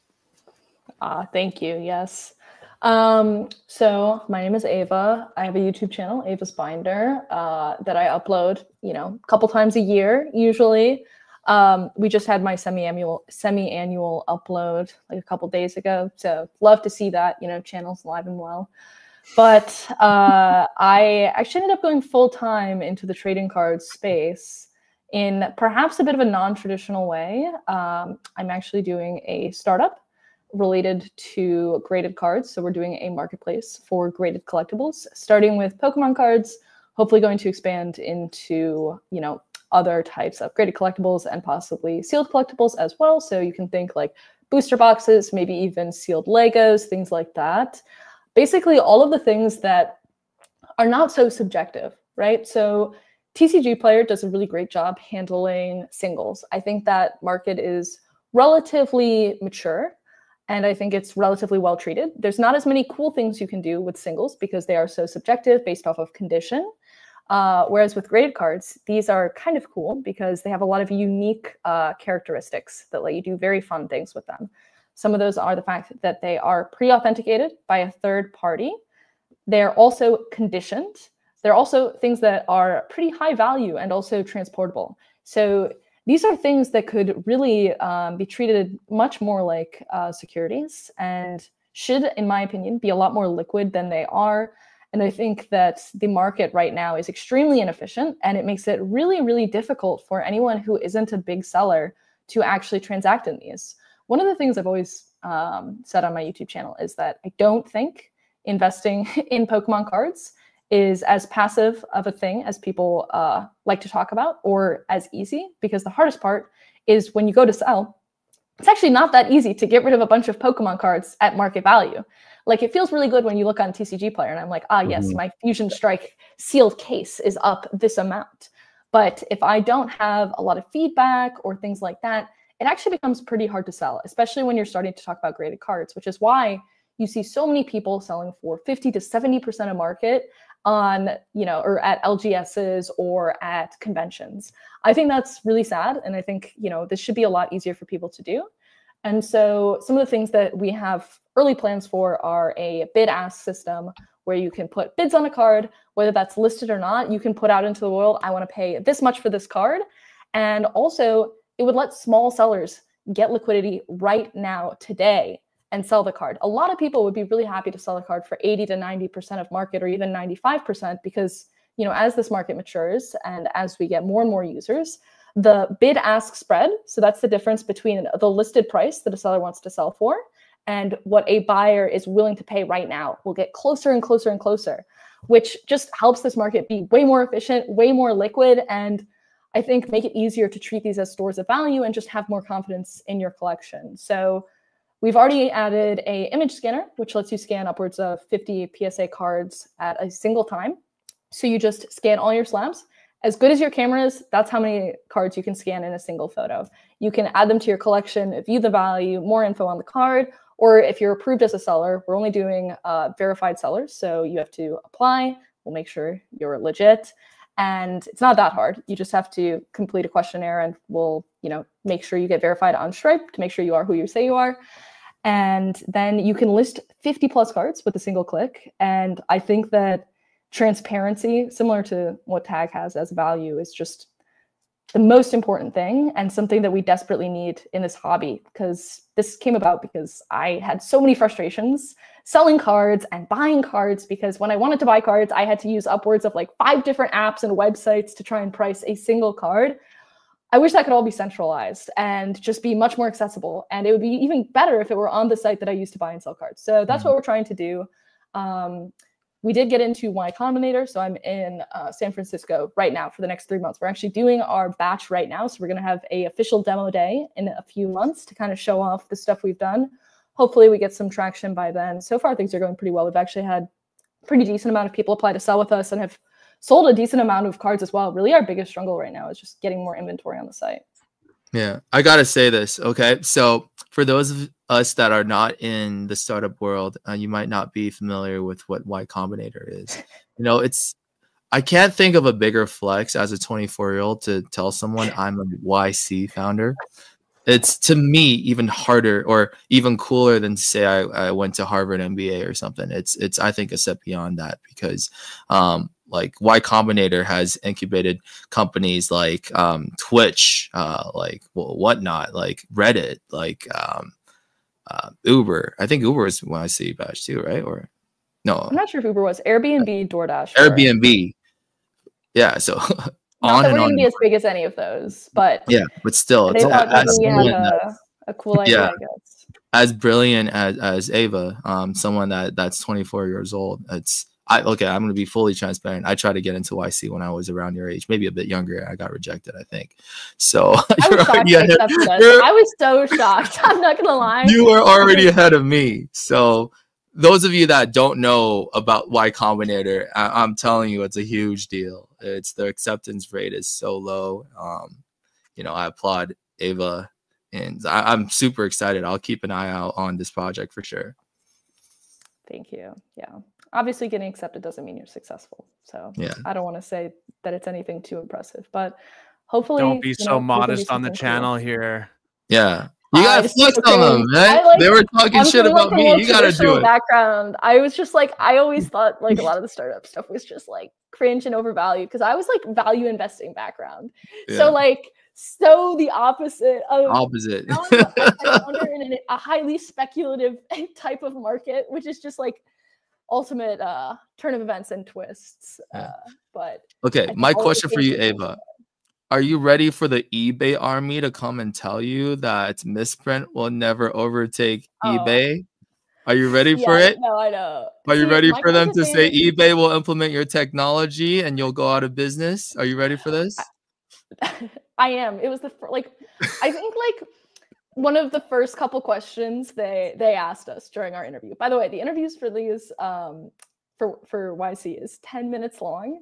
Which sounds nice. It's actually the worst 10 minutes of your life. Thankfully, ours was actually 14 minutes. We got an extra couple minutes in there. But it's like they just ask you the biggest pain points about your company. And you have to have like really good answers and also have them instantly prepared. But you also don't know what the questions they're going to ask are because they always ask you something you didn't expect. So there's like no way to prepare for it. It was actually pretty fun. I'm not going to lie. Like, I think the YouTube videos and stuff and coming on stuff like this actually helped with that. I used to be like cripplingly afraid of public speaking. YouTube's helped me like so much with that. So thank you, YouTube. Yeah. Wow. Credit to anybody that can turn the camera on and go for it. Wait, there's someone that says I love Collector. Okay. I kind of wanted to ask you a bit about like, some of the similarities in like how you collect data with Collector and kind of like the business. Full disclosure though, I don't think I even told you this, but I'm in talks with Collector to become an investor and partner in them as well. So that's one of the companies I've identified that moves the needle in the collectible space as well. Again, like I said, I'm not doing any of this to make a quick buck. All of this stuff is long term for me, like 5 to 10 years down the road. But I would like to hear what are your thoughts on like the similarities and what you do with what Collector does. Yeah, I mean, well, Rob, Colin, do either of you guys have like a take or opinion on Collector before I start like giving my like? No one cares about my opinion. I want to hear yours. Come on. No, that's so not true. No, I hear. I see top right corner all the time. Yeah, I think Collector's fundamentally. It seems to me like a different business model, right? Mm-hmm. Like I think most of the way they make their money right now is like affiliate links and things like that. I don't think they are really going down the marketplace route as much as we are. Also, this idea originally started as just a database. So I asked my friend since high school, John, to work on this with me before we ever thought or knew about YC. Like I literally like did not know what YC was until like a month before we applied, which is like I'd like heard of it, but again, public equity. Okay, it's different. Like my roommate probably talked to me about it because he's actually a huge stan of like the YC YouTube stuff. He's in consulting, and just like a big fan of it. But yeah, we were originally going to be a database because that seemed like a more approachable idea, right? It's less scary and less risky to try and just be a database and information provider. So think something like price charting, but ideally better. But we realized, you know, if we're going to go through all the effort to get millions of sales data points, make, you know, tens of to hundreds of thousands of unique pages for cards, it's not that hard to add a marketplace feature on top of that. You just add a buy button. That's a gross oversimplification, but the technical load is not that much higher. Obviously, the business model and all of that is entirely different. But we're like, okay, let's give it a shot, right? Let's at least apply to YC. You know, they'll probably reject us, but it's a good experience, right? You have to do a little demo video, help us get some progress on what we're doing, all of that stuff. I actually published the 1-minute application video that we originally did. Our name was going to be Card Bubble, which was on your a channel horrible name. And we didn't even have the actual .com domain. We were going to be cardbubble.io. That's how you can tell we weren't planning on having any sort of real business or budget. Now we're misprint.com, which I think is a much cooler name and like makes more sense for other types of collectibles as well. And so the elements of the marketplace, I think, is first, it's going to be like more traditional, right? Then we're adding the bid ask stuff. Then we want to take it way further, right? So this is, you know, the pipe dream. And I think also something that I've come around to more as an idea. So before I preface this, I am like a very skeptical person of crypto and all of those types of things. But one of the things that you can do to get far lower fees is if you tokenize things on the back end, you could cut out the need for things like Stripe fees. You could do a lot of fun things in terms of geographic arbitrage that could lower industry fees by an immense amount. And if you stay lean and treat yourself like more of a tech company than a traditional marketplace, you could just undercut everybody else and do crazy things that could solve a lot of issues in the hobby in terms of liquidity. So if you tokenize things on the back end, right, you're still buying and selling and receiving real cards, but it just totally changes how the transactions are done. And this is like an idea that we really want to do. Hopefully like in the next year. It all obviously depends on how things go. But it's just like, that's like the tip of the iceberg on the ideas that we want to do. That could, my dream would be if every sale of a Pokemon card had, say, a 1% fee, rather than like a 13% fee, or like say a 5% fee. How different would this market be if when you sold online, you paid a 5% fee versus a 13% fee? So our fees right now are 7% for the market plus payment processing. So that's around 3%, which is already the lowest in the industry. We don't want to raise that over time. We want to lower it. And I think that would just be so good for the hobby and great for everyone and good for us, because who can get mad at you when you're just trying to lower fees, right? Like that's, I think, one of our more achievable goals. And there's some sillier things. Like if I had my way, we would take this idea so far that this becomes a regulated industry and the SEC has to get involved because these are becoming, you know, so close to actual securities. I think Ava and I are kind of like nerding out so much with some of like the investment and the technology and the financial aspect of things, where I'm just so happy, you know, when I have these discussions with intelligent individuals, especially young people like Ava. Honestly, like this shows how healthy our hobby is, because it's been running the same way for like more so 30 years. Nothing has really changed. And I really predict in the next 5 to 10 years, companies like Misprint, Tag, Collector, they're going to disrupt the industry and change it. And I love talking to founders like yourself, like Steve and Matthew and Mark at Tag, and also talking to Adam and Mo at Collector. Every time I talk to founders, like you guys, it's always about solving a problem. Like, how can we do this? This is going to fix this. I wish we had this, and I went and built it. That's literally the sign of a successful startup founder and a company that I like to get my, you know, either my money or just my full support behind, just because that's the right people you want to support. They're talking about solving a problem, not making money. The money will come once you bring value to your customers. I strongly believe that. And I love the way that you're carrying yourself and explaining a project that you're just starting. So, you know, I'm excited to see how your journey takes you. Yeah. I just want to say like one more thing. To me, like, I think the problem, right, is so huge and dire. Like in this space, there's so many problems, right? Like can you trust your card grades? Like, they're not consistent. Like, I'm coping because I bought this as a PSA 10, right? Because I was like, I have to get a PSA 10, and this is the only one I could get my hands on in the past 3 years, right? So I take it because it's what I can get. But that's not like the solution that I want, right? All the tools we're using right now are the tools we have to use because they're what's there. Price charting still manually has to go through and add listings that they're missing. That's crazy to me. Like, if you look on their Reddit, it's too manual. These are all just tools that are relying on technology that they've been using the same technology for 10 years and it's worked for 10 years, but there's new things out there that you can use, which is just so cool. Like, how many of us have had a deal fall through because we couldn't agree on what the market price was? We'll both say, I'll do it at this % of market, or I'll do this for market, or I'll even pay a little What bit is above. market, right? Yes, exactly. Like, should that be a problem? Like, should that be something that ruins 80% or like 30% of your deals? No, like, that was like my biggest frustration. There's so many things that you miss out on just because people just don't have access to this information. You know, that's like a tactic that many resellers use, right? You know, hey, I'll pay you 85%. 80% comps. You're able to say that because you can manipulate the comps and picking some of the lower ones, where you realistically, it looks like 85% comps of the comp that you chose, that you cherry picked.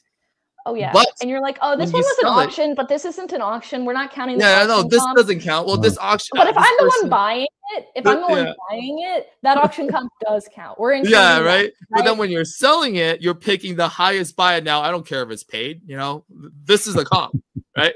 And then when you're buying, you're like, this don't count. This don't count. This don't count. That's the real one from 4 months ago. Yeah, exactly. And people are like coping, like, oh man, this card, it's just like the last few sales have been down, or it's like this last sale was up. Like, and I totally get it. The reason that people do that is because we don't have the information. It's accepted to do that, right? But if we could narrow the market, right? We have clear asks online, right? There are clear listings on eBay, but you don't have public, aside from some on StockX, but they only have a few cards, and StockX has crazy fees. So it just totally distorts the market on there. It's very insulated. If you had a bid-ask spread of like, I could go sell this online right now for this amount, so I will not sell it to you for less than that amount minus whatever fees on the platform, right? Like, this would just simplify things so much. Fat Belly Collects is I've seen a lot of his comments. He's being pretty critical, which we welcome, right? As startup founders, you have to have the ability to handle criticism and skepticism. And he's saying market is saturated. What makes Misprint stand out from what is already like collector, alt, or TCG? Well, the difference between Misprint and TCG Player, you can correct me, is obviously Misprint is focusing on graded cards, right? TCG Player is great for raw cards and sealed product, but not for graded cards. So that's I'm gonna do a little demo of some. With the collector, is not a marketplace yet, so yeah, that's the difference. It's more of a StockX eBay kind of hybrid than like a collector or a Pokédata. So correct me if I'm wrong. I'm attempting to answer that question because I see he's asking a lot of questions, and I don't think that's a bad thing. It's a good thing because you have to learn to answer all of these questions as a founder. So it's pretty cool. Yeah, can I like just do a little thing to show like sure. Let me thing that makes it way easier is I'm gonna put like 10 slabs on the table in front of me. It's like a mix of modern and vintage cards. Right now we're doing PSA only. Again, we only launched a few days ago, and we already have a feature that just like blows alts out of the water in terms of actual use for pricing cards. So I have 9 slabs in front of me, and I have a demo version of the app. Actually, you can also do this on misprint.com. I'm just going to do it on the app because I already have it on my phone.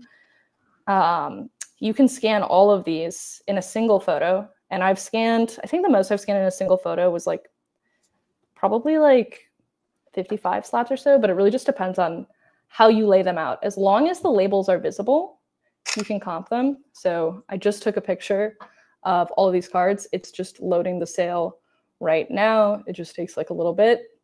And these are all the correct card, and it gives you recommended market prices. Wow. And if I turn seller mode on my computer or on my phone, which all I have to do is flip a little switch, I can add these all to my actual inventory on the site. And if I click select all right here and press this, they all get added to my collection.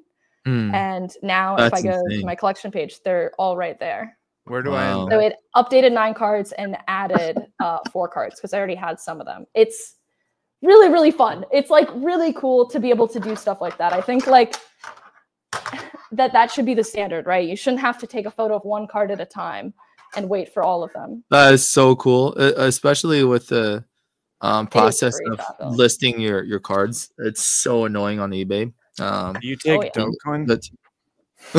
Yeah, I mean that's all free to use, right? There's a lot of never people buy or sell a single card on there, but you use us to price your cards. That will make me happy. Yeah, so people are talking about penny stock type of vibe. I don't think people understand like how this works. It's almost like people think we're making like a pitch deck or something to try and take investors. You cannot invest in misprint or tag or collector if you wanted to. I've had a lot of people message me after the podcast yesterday, or like my last video about it, like asking to invest and stuff, and it's very sweet. We appreciate it, but you have to also be an accredited investor just out the gate. Yeah, so it doesn't work like that, and none of us are trying to like get you to invest in these companies that either we're running, invested in, or interested in. Or like it doesn't work like that for these private companies. You can't just go out there and be like, hey, I will. How much is your shares? $20 a share. I'll buy 10 of them. It doesn't work like that. It's not like the stock market. It's not publicly traded. So it's a bit different. So I'm just trying to put that out there. Unless like I just don't want people to think we're making a pitch for people to invest in these companies. That's not the case. Yeah. I just think it's really cool, and these are the tools I always wanted. And I wanted to make them regardless of whether we were just making a database, really for my personal use as, you know, a buyer and seller of cards. Just ended up being that like circumstances worked out this way, which is kind of crazy. Yeah. Yeah, 100%. Yeah, I think this is really exciting for me. I know a few people have said, hey, Rob and Colin aren't saying too much. And I feel a little bit bad for Colin because we always usually that's the point. Hang out. But I chime in when necessary, and I'm loving it just as much as you. The point is for me, like I look at AI, I look at integration, I look at like the super highway of like what's happening with technology, and then look at the Pokemon space, and like it's just very much dead. And people ask me if I like Collector App. I don't like Collector App. I have nothing against Collector App. I think Collector App is the best of a bad bunch, and I think it does a very basic, rudimentary kind of function. And like hearing what Ava is saying about what not to pump our company or anything, like things have to change. We're all chills and pumps, you know. I'm sorry. Like, you know, I'm really excited to hear about tag and misprint. Like this stuff is exciting for me as a collector, as someone in the space, interested in business. Like this is cool. So, and sorry, it's not like, hey, invest in Evolving Skies ETBs now. But I think this kind of content is actually more important to the hobby rather than just trying to farm ad clicks to tell you what cards to buy. So that's the kind of content I would like to make. So I'm just here to show. I think if you click on this, you know there was no clickbait in the title. There were no controversial figures that were here to like get people to come on. Hey, also, millionaire Pokemon collector. I mean, I'm already getting a lot of heat for that. Ava's binder. That's well. I'm starting. You know what? I'm starting to understand. I'm starting to understand why Pokémon gets so much hate for his credibility checks. I attempted to do it one time, already getting so much hate. I'm like, I'm never gonna do that again. My credibility checks are that I have a Leafy on Funko Pop. That's my credibility check. 100%. Yeah, but and you're cute. Why don't we, before we finish, talk about some thoughts on actual like cards and sets and like the market and stuff like that, because I feel like that probably would bring more value to the average viewer. We're talking about a lot of like in-depth business tech founder stuff, and I think some people might find it valuable, but some people might be like, oh, this is a Pokemon channel, let's talk about Jesse, just be quiet. Okay. There's 120 people been watching since we started. People are clearly loving it.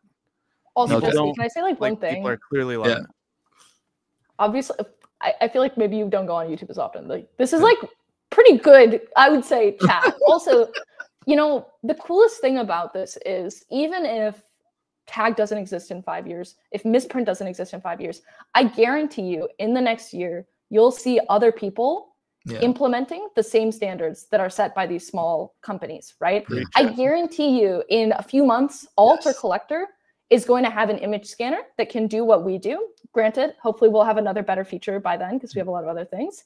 And I guarantee that major grading companies, I have no knowledge of this, to be clear.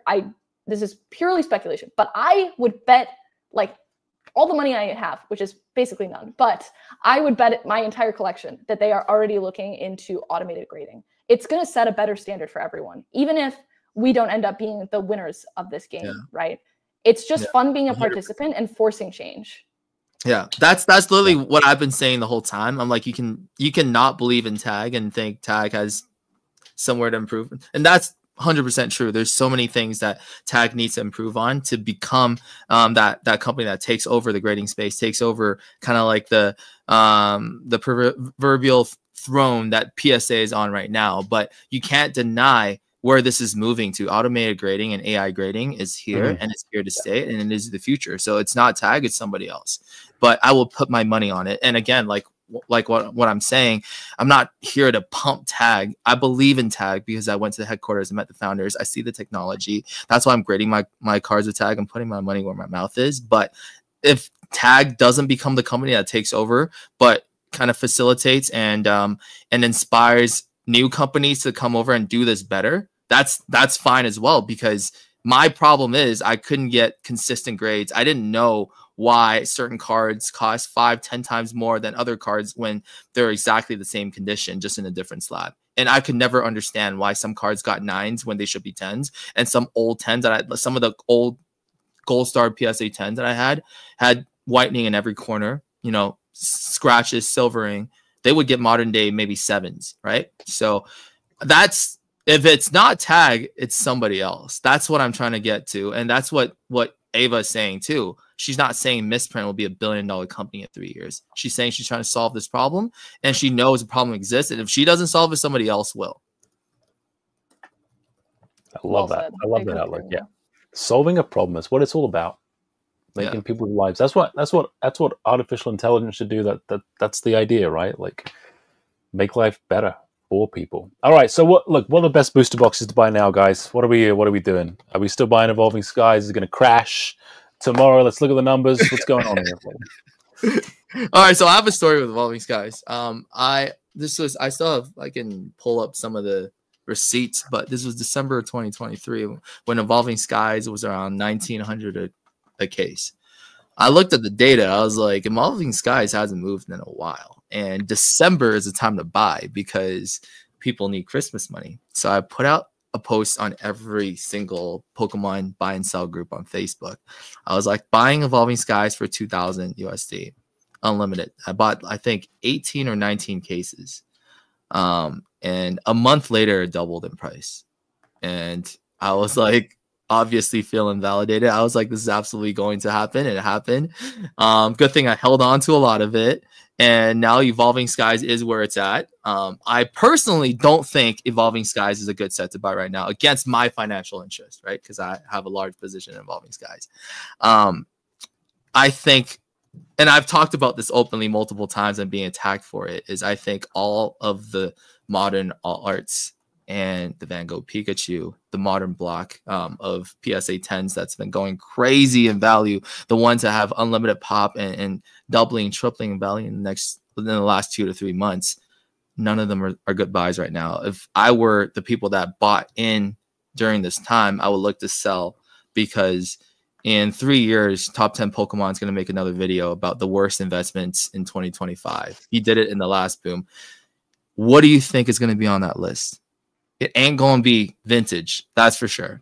Right. So I just want to get the message out there again. This is against my best interest. Like, we have Moonbryons for days. We have all the alt arts at the shop in my collection. I have a black label right there. One sec. Dean, yeah, I'm just going to get someone to bring me a card.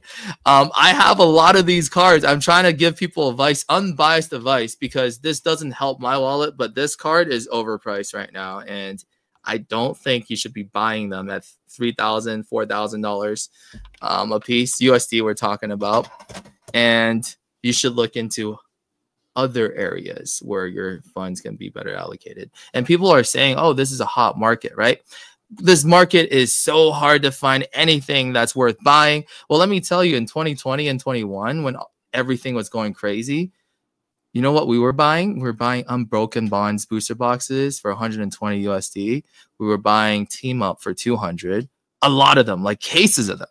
right? Because I was like, oh, this at the time, it wasn't like an investor mindset. I was like, oh man, this set is so good, but it's so cheap. It's like $100. Like I guarantee you, like it was $95 or something on broker bonds in 2020, like during the Logan Paul boom. I could not believe it. I ripped like 5 cases of them, right? And I kept like 2 or 3 cases.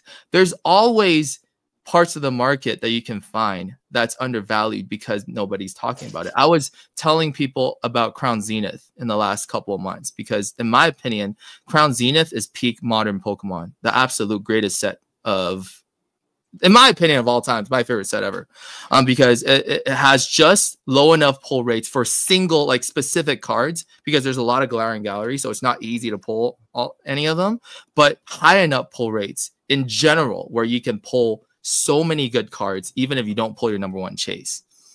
And the artwork is absolutely gorgeous. So I would say, going back to the question, the set to buy, I would still say Crown Zenith, Paldean Fates. They were undervalued, underappreciated for a long time. They're just starting to go up in value, but a lot of people don't realize it. So I'm still buying Crown Zenith ETBs for around $65 to $70. I just bought 150 of them 2 weeks ago for 100 Canadian, which is around $68 USD. And yeah, I'm still buying more. So I would say, like, look at the sets that people are not talking about. Not Surging Sparks, not Prismatic Evolutions, not Terrestrial Festival. Hey, Rob, just check the private chat for a sec. What's that? Just check the private chat in StreamYard for a sec. Oh, sorry. I will. Sorry. Okay. Y'all taking George, and take that comment down. George, you don't need to bring race into it ever again. Seriously. Yeah, he's been saying it for a long time. You can leave. Bye. You don't like me, you can just say like you don't like me, right? Why do you have to keep bringing Chinese people and mainland Chinese people in here? The reason why I have millions in the bank is because I work for it, and many of my. Sorry, I didn't see the private chat, guys. I apologize. Yeah. Yeah. So I'm sorry about this, but yeah, I've been seeing comments from George Allen for a while, and honestly, if you don't like me, just say you don't like me. It's fine. Like, we're dudes, we can take it. Just don't go after my family or go after my ethnicity. It's just not right. No place for that. George, look, I don't want to kick anyone out of the chat. So look, final warning, dude. If you don't like, let's tone it down, man. Let's be kind. Let's be accepting. And yeah, no more of that, please. I do care about all arts. I love these cards, which is why I have so many of them. I have them in my personal collection, right?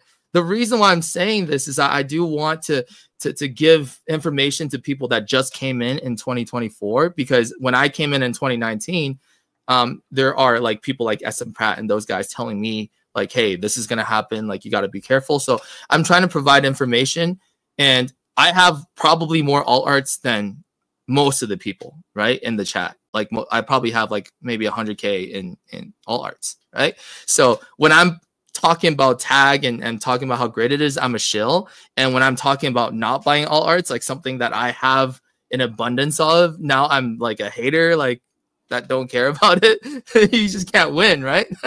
It's ridiculous. I mean, look, there's always going to be someone who'll say something. I think you Yeah. have to like really, because also like as a woman in this space, get tons of fucking hate just for your like background or one thing about you.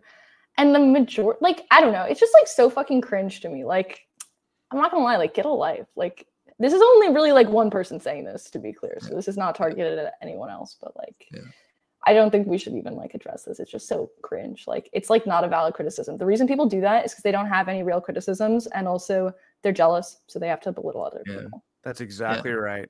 I have to tell myself this all the time when I get a bad comment on my YouTube video, because like, Colin, your hair looks stupid, or Colin, you should go work out. It's like, really, the only thing you have better to do with your time is to tell me that I need to exercise. Like, thank you, I appreciate that. Thanks. I'm a fat ass. Shut up.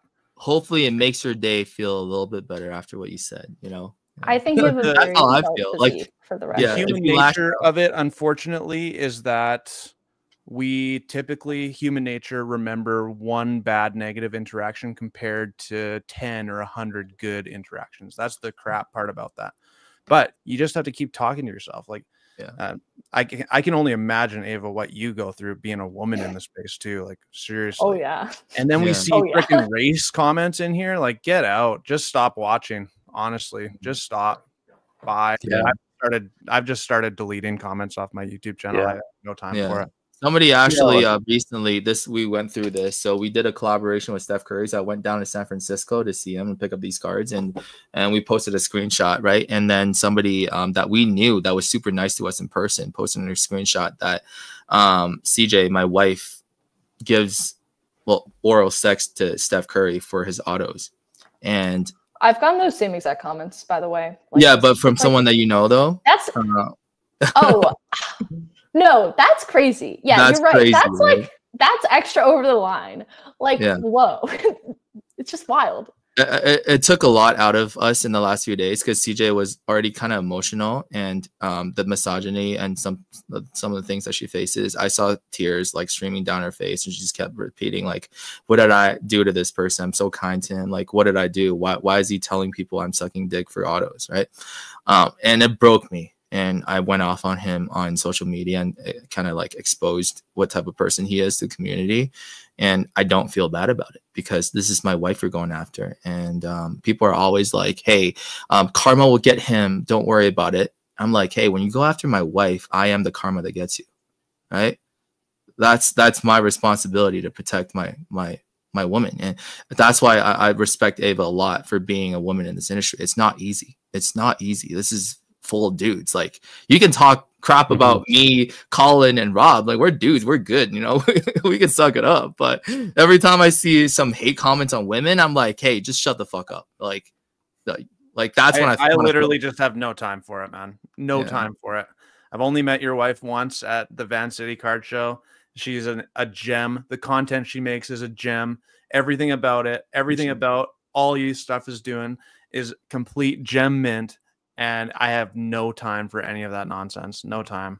Just 100%. Yeah, I feel the same. Look, this chat's been overwhelmingly positive. Like, to magnify one like bad comment, like obviously we got to address it, but yeah, like there's been a lot of cool stuff. Like, you know, we've heard about some friggin' awesome innovations in the hobby.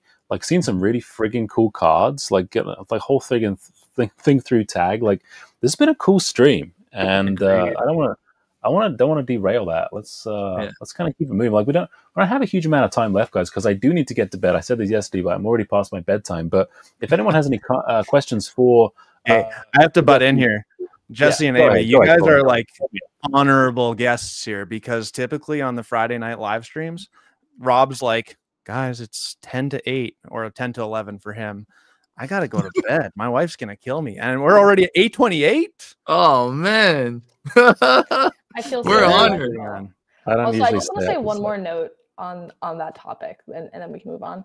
I think obviously this is like not a fun subject matter. I can tell in chat people don't really like it, but for some people, this isn't a conversation that they hear about, you know, once every 10 live streams. Like, this is every day in this hobby, right? If you're like a woman or in another underrepresented group. And it's sad, and people don't really talk about it. Like, I've never talked about this on my channel, obviously, and I probably never will, because you get hate for even bringing it up. But it is something that like happens all the time. And it's not, you know, the type of microaggressions that people think about. It gets really, really bad. Like, you know, things that I wouldn't say on this stream because I'm just not comfortable sharing with them. So I think it's something for people to be mindful of, that, you know, most of you guys, I think, are not going to be like that, but there are people who are like that. So I think it's an important thing to discuss, because it does happen like all the time, every single day. And just last comment on this topic, Fat Belly Collect says, in a way, it's a joke. He could have said, you sucked off, Steph. What's the difference? The difference is it's very sexually degrading to say that about a woman. And again, I can take it and she can't. So that is the difference. And I'm not going to allow anyone, like, first of all, why would you joke that somebody's wife is sucking dick for advantages, right? That's just not right. Again, like, if you think it's okay, that's on you. But if I catch anyone saying that about my wife, you know, I'm coming for you. That's all I got to say. 100%, man. I completely agree. If anyone said it about my wife, nope, game over. Yeah, say that about me, it's fine. Say that about Colin, you know, I'm sure we're also good. Like, there's a big difference. People say that as a defense. The reason is people don't say that about men in serious contexts. People actually believe that, and also know that it's a hurtful thing to say to a woman, right? Like, it's not the same. People are like, I treat all people the same. That's not how it works. you shouldn't treat people the same because the lives they lived have been different. It's different. And it's very obvious. Also, it's just like not even a good joke. Okay, anyway, moving on. Someone said this is a good stream because we're talking about different topics, and I agree.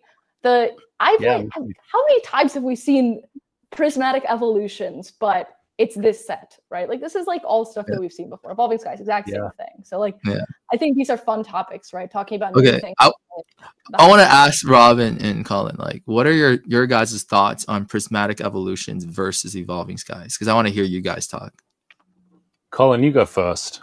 Had a lot of Doocy. Hold on a second.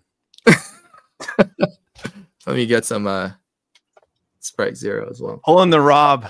I eat ice cream for breakfast, by the way. Okay, so I have to just like be really cocky for a quick sec.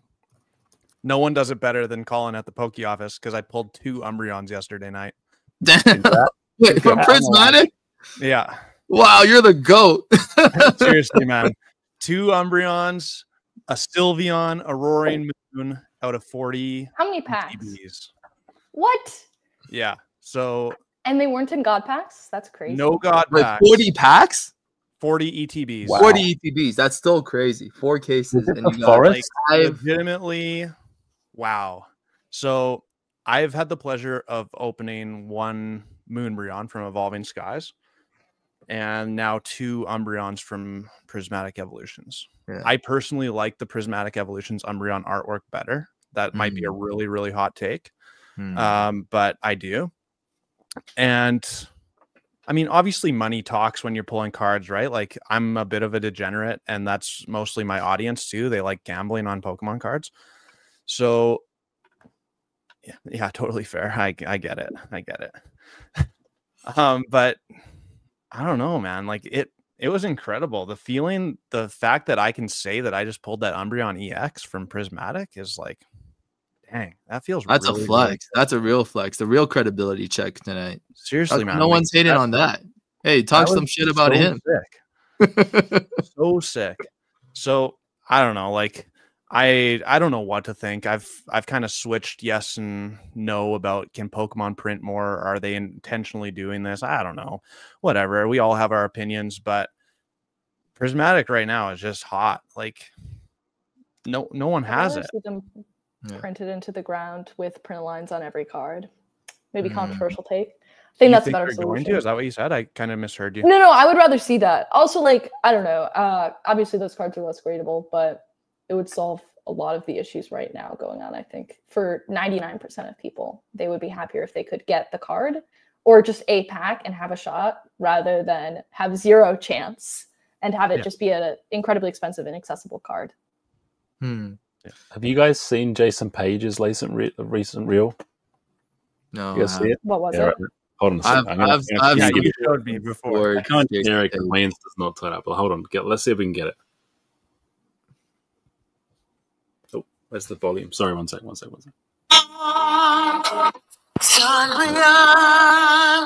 know it, the one you want. You gotta get it if you can. Power that's in your hands.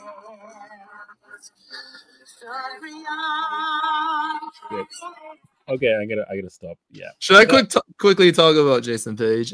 First of all, I love what he did with obviously the theme song. Every time I hear him perform, I still kind of tear up because that's my childhood.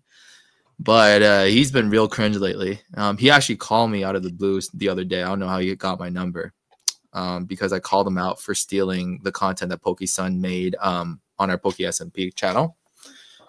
So he called me and got mad. He's like, PokeSun stole it from the TV station too. What is the difference between what she did and what I did? This is the tea I need in my life. I was like, Jason, let me break it down for you, man. Like, you removing the watermark and stealing someone else's content, like not even like really repackaging it, is not the same as what they did using the footage from back in the day. And 100 Charizard actually said it better than me. It's like, these are the ones that he created, 2,000 views, 2,000 views. These are the ones you stole from PokeSun, from this collector, from that person, 1 million, 500,000, 200,000. It was just like, Jason, just get good. Stop stealing shit. It's true. Yeah. I'm sorry, but you know, I really can't stand modern day Jason Page. I love 1999 Jason Page. Yeah.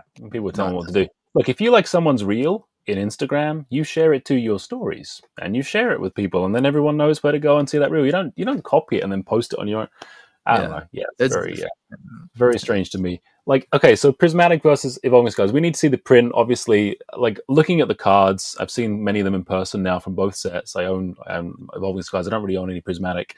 I've opened Terrestrial Festival. That was a hoot. I love that set. It's really cool.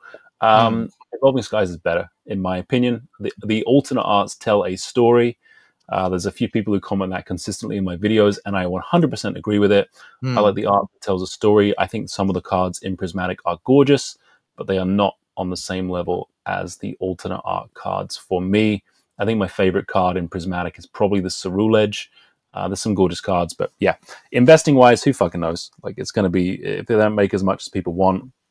Yeah, I don't like the scalping, and my channel, like, I haven't made a video for a while. It's all been lives. I'm really enjoying them, but the thing I don't like right now is like the scalping and like TMZ are all over it. Like, it's just not cool with me. I don't really enjoy it. Let's just the huge stonks on Prismatic, and I'm a guy who likes clickbait thumbnails and over the top stuff. It's not doing it for me. So yeah, Evo Skies is cool with me. That's my I think we're all on the same page with that.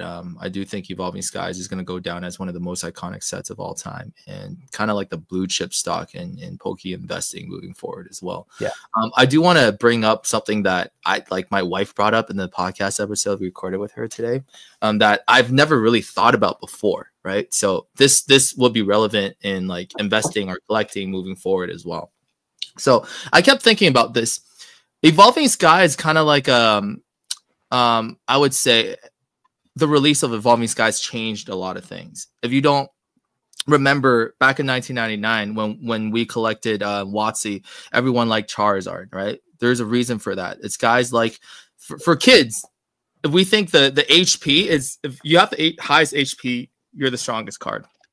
Right, that's how I looked at it. Obviously, it helps being a fire-breathing dragon. But everyone loved base set Charizard because he's got the highest HP of 120, highest attack of 100, and that was a card that everybody wanted. And then for the next 20 years, it's almost like Charizard was just like the de facto favorite Pokemon in Pokemon TCG, way more popular than he is outside of TCG, right? And then something flipped in 2021, right? Umbreon was always a very popular character. But in my opinion, it's in the same batch as of second tier. Like first tier, let's say it's Pikachu and Charizard. Second tier is like Rayquaza, Lugia, Gengar, Mew, all of those Pokemon. Like Umbreon is in that like batch, right? Maybe you put Greninja in there, Giratina. But it wasn't like a standout Pokemon. You look at Hidden Fates, like no one was chasing the Shining Umbreon. You look at Sun and Moon base, like you don't have people buying that to chase the Rainbow Umbreon like they did the Rainbow Charizard or the Rainbow Pikachu, right? And in 2021, after Evolving Skies came out, it's like the whole community just decided evolutions. We want evolutions and we want Umbreon, because the whole community is kind of like we had Charizard fatigue. After 2021, after Evolving Skies, Charizard was no longer popular. No, it's popular, but it's no longer number one. You see the ones that came out after, the Obsidian Flames Charizard. You see the which I think is a gorgeous card, Brilliant Stars Alt Art Charizard. It's a gorgeous card. I love artwork where Pokemon is like in action, right? It's like he's getting ready to roast his ass, getting ready to roast Venusaur. That card didn't perform very well compared to some of the other cards. And then ever since Evolving Skies, Umbreon became the number one Pokemon in just Pokemon TCG and Pokemon probably in general. Like if you go to a card show, we did this experiment. We showed a Charizard, we showed a Moonbreon. Every kid picked the Moonbreon. Kids want Umbreons. They don't want Charizards anymore, right? So there was that change. Evolving Skies caused that change. It's kind of like a pre-Evolving Skies, post-Evolving Skies kind of thing. I thought about this, and I do think Prismatic marks the beginning of Umbreon fatigue.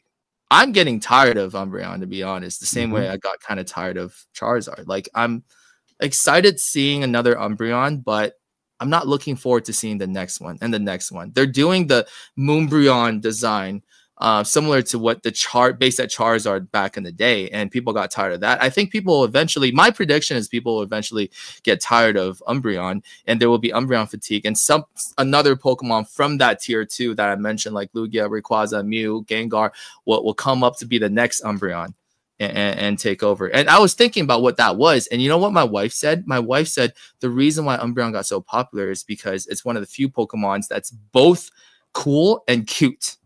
Appeals to both guys and girls, because Charizard, Rayquaza, Lugia, I don't think anyone has ever said those Pokemon are cute. They're super cool looking, right? Umbreon is both a really cute kitty and a really cool Pokemon reaching for the stars. So my wife was saying, I think the next one is going to be Mew. If you see another really cool Mew card to build on the Bubble Mew, the Mew might become like all of a sudden the chase now. Because before 2021, evolutions and Umbreons were popular, but it wasn't like, oh, I just want the evolutions. It's always been I want Charizard. Well, I'm predicting in the future, and not so distant future, next 2 to 3 years, Umbreon will get dethroned by another Pokemon, and I think she's onto something. Mew would be a cool candidate. Did you all see that that Chinese Mew? Yeah. Actually, cool. Like 1,500 copies. Yeah. Yeah. Oh, I just realized why it's 1510. That's cute. Wow. That is cute. It's 151st Pokemon. I just realized that. That's cool. Yeah. It looks so good. Love stuff like that. Like, so cute. I think Lugia is kind of cute. I'm not gonna lie, but, really? but I think that's a very fair sentiment. I've never been a Charizard fan whatsoever, and I think Pokemon is trying to recapture some magic that happened with the Umbreon, right? Because I agree, Umbreon to me, growing up, was never a tier 1 Pokemon. It was always, tier 2, or honestly, in my mind, maybe even like tier 3, right? Like, I never thought Umbreon was as popular as, say, like Lugia or Rayquaza. Maybe I'm wrong, but I think it's slightly under. Yeah, I agree. I never thought Umbreon was that much more popular than the other evolutions either. I think it was just a fantastic card that drove probably already the most popular evolution to be far more popular. And like, I think some people were saying in the comments, and kind of like Jesse was alluding to, Charizard just kind of became run-of-the-mill, right? Like every other set at the beginning of Sword and Shield had like a Charizard chase, and it just wasn't anything special. And then all of a sudden you have a set that has a ton of great, beautiful cards like we've never seen before in Evolving Skies. And it does do a paradigm shift, right? I also think Mew is great, and I'm surprised it's not more popular than it is, even though it's very popular now. I have no idea which card will be next, but like there will undeniably be. That's a great example, right? No, pump it. Yeah, that's an example of it that just like popped off and went way too hard, right? Like Magikarp wasn't that popular before the Magikarp card came out, and Pokemon, I think, is just trying to capitalize on this previous success. Although, like, they do a lot of evolutions in like different sets, right? Like Generations had a lot of evolutions and stuff, and like Pokecune. They do like to go back to these things, but I think that the Umbreon thing is like a lightning in a bottle sort of situation. Yeah, I do think this. I tend to believe history does repeat itself, so something else will pop up and become the next Umbreon. But I agree with you. Like Umbreon was always popular. I think it was always like the most popular evolution growing up. But it wasn't like by a huge margin or anything. There's a lot of people like Flareon, Vaporeon, Jolteon, Espeon. I think Sylveon's the best person. Sylveon came after. I think Sylveon's really cool. At the time, I actually liked Espeon more than Umbreon because Gen 2 is probably my favorite gen. Which is kind of surprising. So like, it really got me to think like this was really caused by Evolving Skies and the whole craziness around it.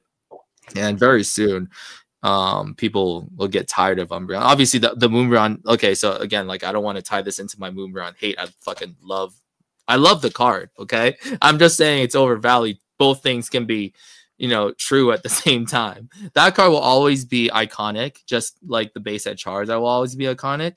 So like, yeah, don't shoot me. Like, it's a great card. I'm just saying, like, eventually this craze will end and another Pokemon will come up and become the next Charizard, Umbreon, something else. So, yeah, I think I think the kids are playing today, it's going to be something from the newer generations. That's my feel. Unless they finally go back and do 251, like if they finally go back and remake again, like for the updated systems, they go back and remake Gold and Silver. In which case it'll be a Gen 2. But they got to do that at some point. Let's go friggin' Ho-Oh. And I see people are popping up in the chat saying Ho-Oh. I'm right there with you. Need some love for that it's underrated. Yeah, 100%. Like should have been in Silver Tempest as an alternate art. How was it Wasn't robbed. Yeah, like you got a he full was art in the there. first legendary that Ash has ever seen. Like, how is he? Yeah. It's almost like the Pokemon writers wrote Ho into the story and then just forgot about him. 100%. And Ho is the good guy, right? I mean, in the kind of bastardized mythology, like Lugia is the one that kills the beasts, and then Ho brings them back. Like he's the dude. Like, so yeah, that's it. Yeah, and I what say happened? Lugia, I would love YMC some more Lugia. Gen 2 stuff, please. Yeah, God, please. it would be so Gen awesome. 2 is where it's at. When you take the train, Take our money. from Kanto to Johto, it's like, Dude, oh my god, what just happened to my need- life? Like, there's a whole new game. Cool. I want a Gen need 2 the remake on Totodile line Switch too. in a trilogy of illustration rares and special illustration rare. Yeah, Man, we're just chilling and pumping Gen 2. Gen 3 is really great too. I personally think Gen 2 and Gen 3 are the greatest. Like the first generation, they were still experimenting with the Pokemon. Like people hate on the current generations. The first gen, there's a lot of weird stuff like Jinx, Ditto, and Muck, strange. Yep. Doug Trio, like 3 sausage heads sticking out of the ground. Slug Like there's Trio. a lot of weird stuff, man. Sausage Bros. Wiglet. Yeah, like And Gen then 2 there's and Gen Mr. Rock 3 with are peak arms. Pokemon. Like, that's not weird, right? Like, Geodude's a rock with arms. People talk a rock with arms that evolves into a wrestler. Like, Yeah. There's a lot of weird shit in Gen 1. I mean, Or no, I'm if thinking Gen of 1 Charles. comes out today, people are going to hate on it. So there's obviously awesome designs like Pikachu and Charizard, but Gen 1 was weird. Gen 2 and Gen 3, you couldn't find bad design in Gen 2 and Gen 3. Like, it was so good. It was the best 2 generations, in my opinion. Best music too. Yeah, best music. Best I music. play. I have a fear of flying, so I play the Ruby Sapphire closing song when I'm flying, like a piano version of it. Like I play the piano, so I actually recorded myself playing a version of it. I listen to it; it's so calm. It's like, you know, that music when you're like biking and you're biking through the Gen 3, all the routes and everything. It's my favorite. It's still my favorite Pokemon music. I love it, guys. I do have to get to bed, so we are going to have to do to be continued because right. we gotta have everyone back again. This is I'm really enjoying these streams. This is a lot of fun. It's a good conversation, and like I would just want to say thank you as well. I mean, Colin, you know, we hang out every week, and I really value and appreciate our friendship genuinely. But at the same time, like Ava and Jesse, like giving up your time, spending so much, going into such detail. Like I'm really humbled that you guys would come on my little channel. So thank you. I really, really do appreciate it. So we talked a lot about misprint. We talked a lot about tag. I just want to ask, Jesse, you guys have a YouTube channel, you and Poke-san. Where can everyone find you if they want to hear more, if they want to hear more of this long form content and these takes? Yeah, so it's called Poke SMP, and we would love to have all 3 of you on there as well. It's just a channel that Poke-san and I created. And Poke-san, by the way, is one of the best people in the community. Like, I can't say enough good things about her. She's such a big part of our journey. Like, we met 3-4 years ago at Pokemon Saves the World, and we lost contact for a couple of years and reconnected in 23, I think. And she's just been such a blessing to everyone. Like, she's so generous with her time. She's so knowledgeable, and yeah, I can't say enough good things about her. We just decided to start that project together because we're both really passionate about Pokemon cards and also like the investment aspect of it. So we talk a lot about like what you should and shouldn't buy. And it's not all about like when you say investment, it's not about like making money all the time. We're collectors first. It's just about like putting your collection dollars where it's most efficient as well. Like finding areas that's undervalued. And like I said, even if you love the Moonbrown, I say buy it back in 2027 when it's $1,500 to $2,000 a card. Yeah, just that type of content. So you can follow us on Poke SMP on YouTube, or my wife and I on Instagram, JPeng Collection, JPENG Collection, and vancity.cj. She's the first women owned. She's the first women owner of a Pokemon shop in Canada. And this is, we do only Pokemon. We leave a lot of money on the table because we only want to carry what we collect, and that's Pokemon, what we're passionate about. So she has a lot of amazing content on her channel as well. So yeah, that's where you find us. I love it. That's awesome. Yeah, fantastic stuff there as well. Ava, So, Miss Prim, where can we find your court? You need to do more YouTube videos. Why don't you do some more YouTube videos for us? I'm coming on right here. This counts. Okay, There's that's a YouTube video that I am present on, and Okay. that's good enough for me. Yep, I have a YouTube channel, Ava's Binder. I also have an Instagram, Ava's.binder, EVA, weird spelling, I know. You can thank my parents. And then misprint.com, app coming soon, I guess. I don't know. I'm just glad to be here. This is like really great. I think Rob is like the best live stream host on YouTube, probably. The show notes are so impressive and just always has like the best demeanor, I think. Really, Well, yeah. Rob has a way to like make the content entertaining and relaxing to listen to and super fun. And at times providing value, at times getting out of the way of the host. I mean the guest. And like that's an underrated skill. And I applaud you for that. And also Poke Office, you know, Colin bring the humor. It's so essential to have someone that's always able to find something fun in every hard conversation that we had. You know, I got a little bit passionate right there, and I apologize if I said anything that offended anybody. It's not my intention. I try to be a little bit spicy for Rob's channel, but yeah, I hope you enjoyed it. If I offended you, it's not my intention. So hopefully we get to do this soon again. No, 100%. We got to do more. We got to get this going more regularly. Colin, where can everybody find you, my very handsome, very wonderful friend? I'm just here for the jokes, man. Well, you can go to misprint.com. You could go to I don't know, JPeng I hate on Instagram. self-promo. You could go to Ava's Binder on YouTube. You could go to Pokey SNP on YouTube. I don't know about this Pokey Office guy, but he sounds like a total idiot. Well, he did sell me these blooming waters, man. Thanks for selling me these for only $500 Canadian. I really appreciate it. That was really kind of you. I really appreciate those two that you did there. Costco Colin back in action. Sold it from the parking lot, man. Sold it from the parking lot. From his cart, actually, before Yeah, he even checked out. He beat up the store manager. Guys, if you're joining the stream and we're ending it, go back and watch it. Go back and watch it because it's been a banger stream. I've really enjoyed it because we had some great hosts, great insights, some great conversation, and we will be back very, very soon. I don't know exactly when. I got to ask my wife when I can stay up late again. I'm on the couch tonight. But thank you, everyone in the chat who has joined. Thank you to our wonderful guests. And until next time, my friends, take it easy. Take it easy. Thank you. Bye. All right.